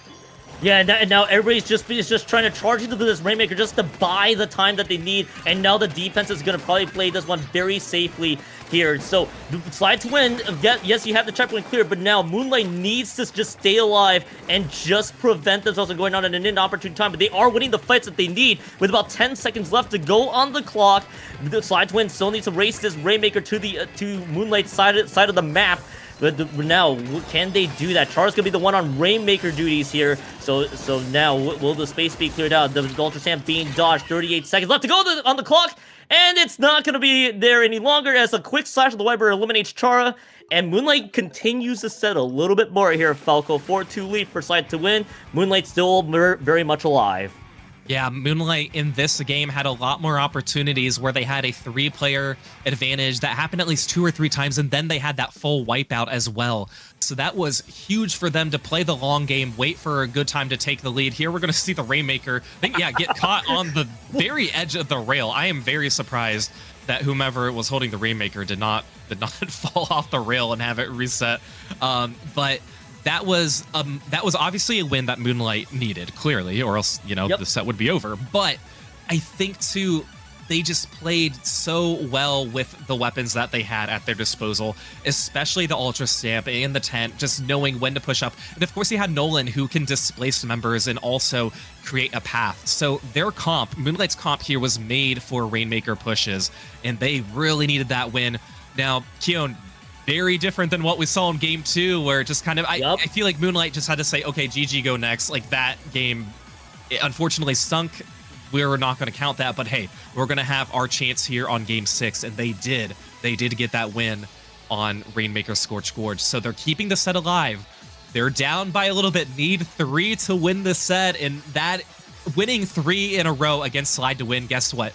No team in LUTI has ever done it, because Slide to win prior to this set only lost 4 games total, 2 of them 5-2 in their group stages. So Moonlight going to have to be breaking records here if they want to get the win, but Slide to win hoping to shut it out. For Moonlight, that getting the 2 wins that you needed, I think it almost effectively doubled a handful of teams' wins that they could get against Slide to win. But Slide to win, I don't think they're going to be too much cause for concern here coming into this game 7, which is going to be Museum de Alfontino Clan Blitz here, Falco. And something that I've noticed, by the way, is when Slide to win gets advantages, they're going to be the one to push forward. The way Moonlight plays is a little bit more of a controlled game, if you will, like a controlled pace of play. They're looking for the right time to strike. If they see 2 or 3, let's just move forward. If they see 1, maybe still reset a little bit, look to see if we can still displace them a little bit further. That's something that I've noticed so far from Moonlight, and they're able to get the victories that they need. The question is, can they keep this up? I believe we're going to be seeing now different comps from Slide to win. Of course, that was a Rainmaker-specific comp that we saw with the Wells string, the heavy edit there. But Sam is going to stick with that S-Blast coming into this Clan Blitz map. Going to be intrigued to see if, again, Char's Reef Slider and the pencil that is available from Rav is going to make the difference, as both teams are just gathering clams and some neutral training that is in play. Yeah, and last time these two played Clam Blitz, Slide to win, able to get that push and get 2 clams early on and just really hold on to the win from that push. It took them quite a bit to score the first basket, as both of these teams, again, just kind of feeling themselves out, taking some time. And Nolan is not shy with this Kraken. We've seen them deploy and immediately just go to whoever is the furthest back, because if you're chasing the backliner, then everyone else is going to have to retreat to try and save them as well. So they did such a good job with that. 2 power clays ready for Moonlight. They're going to get both of these in. So a quick 60, much quicker than what we saw there in game 3, Keon, as Moonlight able to get that down. I don't think they're going to be in a position to follow any up, but hey, this is a very different change of pace than what we saw from before. This is a very different Moonlight team so far, as they're able to take really good advantages, and then they start to recognize how Slide to win is playing. Yes, you're going to go 2 down, but can they keep the points in their favor? Going to be the big question. One of the things that I also saw there was that Kill was also going for the same play, just trying to go behind Moonlight and catch them by surprise, but Kill got snuffed out immediately, which gave Moonlight almost the green light to just push forward, if you will, and it kind of led to the 60 points remaining that we see. Of course, it's not a safe lead in the slightest here, Falco, with the way both teams play, especially with advantages that they can take at any given moment. So Slide to win, still definitely a window of opportunity available. Rav's gonna be the one with the power clam, and they're still trying to clear out some space that they need, clear out some of the maps, so that it's gonna be a lot of purple paint on the board. Moonlight just needs to see how their defense holds. Yeah, Keo was pushed up pretty far there on the enemy's spinner, but then opted to jump back. So Slide to win still in solid control of mid. Like you mentioned, Shadow's going to be trying to use that tent to push it out a little bit, but guess what? All these bombs in the Reef Slide are coming in. Of course, Chara with the signature double takes down 2 of them. Slide to win. They're going to be scoring right here, getting 1 power clam in. It's going to be Chara now, who has quite a few clams at their ready. There's going to be a jump here. No, going to be jumping to the side, so that is not going to be the lead for them. Going to be a soft reset here as Slide to Win is trying to go down. Sam is going to quickly go down for them, unfortunately, but 3 are going to go down for Moonlight. One was a double, and then there was another pick, so I'm not entirely too sure what happened there. But Slide to Win, it's as if they, you know, never opened the basket and never had Moonlight try and push up, because Slide to Win's right back at this. That's a very rough 3-down situation from Moonlight, because that just gave Slide to Win a lot of control of the map and a lot of control of the clamps that they need. Chara's just trying to kill, now pushing to the left, but Chara's gonna make the jump, and that's the barrier being broken. That's gonna be the lead change here soon. Momentum changes to Slide to Win's favor as that restart just dives right in. Moonlight quickly losing members left and right, and that power clamp, I think that was the pity clamp that was available, is gonna disappear before their very eyes. They're back to the one free clamp that's available. And Slide to Win, they get the lead, but it's not a big lead quite yet. If Moonlight gets another powerful push, they could still be very much live. But again, Slide to Win winning the fights that they need. Total control of the map, total control of the clams. That's what we're seeing right now. They got 2 power clams available. Moonlight needs to play this well.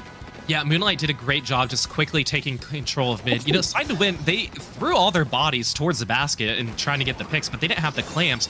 Moonlight's now going to be scoring. No one's going to have some clams in. Again, they don't have the lead quite yet. Basil's going to have a hard time trying to push this power clam forward. I don't think they're trying to put it on this push, and unfortunately for them, they're going to go down. So that is going to be position now where Moonlight, the 13, okay, that's not going to be enough for them, I don't think, with my quick, well, especially not anymore now, as Slide to Win, getting it down to 23. They're going to need a power clam +1 if they want to get this knockout and become the Division X Season 16 champions, but they're going to hold on just a little bit.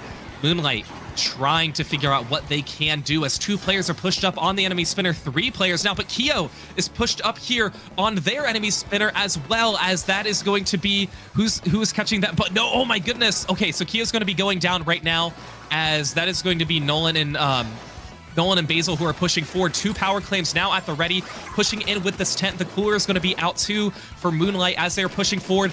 Will this be an opportunity for Moonlight? Huge. Basil's going to be getting a pick. That is huge, getting one on Keo. So I don't know, Keo, will they be able to make this happen? They need to get some clearance right now, but they lose 2 members. They're gonna have to retreat this one just a little bit more, but they're gonna lose a lot of members in the picture. Kill just needs to snuff out Basil. The jumps are gonna be coming in. These are likely gonna get punished here as 3 members drop. They tried to find the opening, it just isn't gonna materialize, and this could be GG. Well played. Slide to Win could be your Division X champions here soon, and it very much will be with the power clam disappearing. Falco Season 16 LUTI Division X champions is gonna be Slide to Win, as Slide to Win wins this set 5-2 in what has been a very entertaining 7-game set we just saw. Slide to Win only dropped 6 games their entire LUTI season. Now, mind you, their playoffs was only 2 sets. However, when you are a team that is just this dominant, we all knew they were, and we knew Moonlight was so strong too, but they played so well. Just, I feel like Slide to Win, of course, it's hard to even break down how well the players play, because they can just know where to position themselves and get the key picks, especially players like Keo, who is able to just, you know what, I'm going to launch my slosher here from the ledge, you're going to get splatted, and you're going to be barely within range for my maximum distance, and you're going to go down. And they just know where to put themselves to make those plays happen. And Moonlight does too, but you're facing a team who just can really quickly respawn and take control of the map, as well as Slide to Win. There's a reason why they were pretty much the favorite going into this LUTI season out of all 450 plus teams, and they deserve to get the good win here in a 5-2 fashion. Of course, a set that kept us on our toes for quite a few games here, but take a look here. Your Division X champions, Slide to Win, Keo, Chara, Raf, Sam, and Yoshel going to be getting that crown for the victory here. But man, Keo, such a fun broadcast that we had for you guys today. Yeah, but yeah, and I still want to think about that game 5 or game 7 rather. The 5th game that Slide to Win won, Falco was Moonlight. Yeah, you got the 2 power claims in, but then everything just fell apart so fast. It kind of felt like they were trying to be a step ahead of Slide to Win in that game 7, but every time they did, Slide to Win just kept punishing them, and everything just kind of fell off. Wheels went off the rails, if you will, there on that push, and Slide to Win able to stabilize and get the much needed dubs. So Slide to Win being ultimately the favorites coming in to win this Division X here this season. I think a lot of people saw this. It was like, okay, this team's going to probably be the one to win it all here in Division X, and it proved to be no surprise. But a lot of credit to the teams that were able to get wins off of them, whether it's in the regular season or the playoffs. I mean, it's no easy feat for any team at this stage, especially Moonlight able to take 2 games off of their coach, especially there too, Falco, against Chara. Of course, they fell just a bit short, but second place able to take 2 off of them. Still nothing to sneeze at.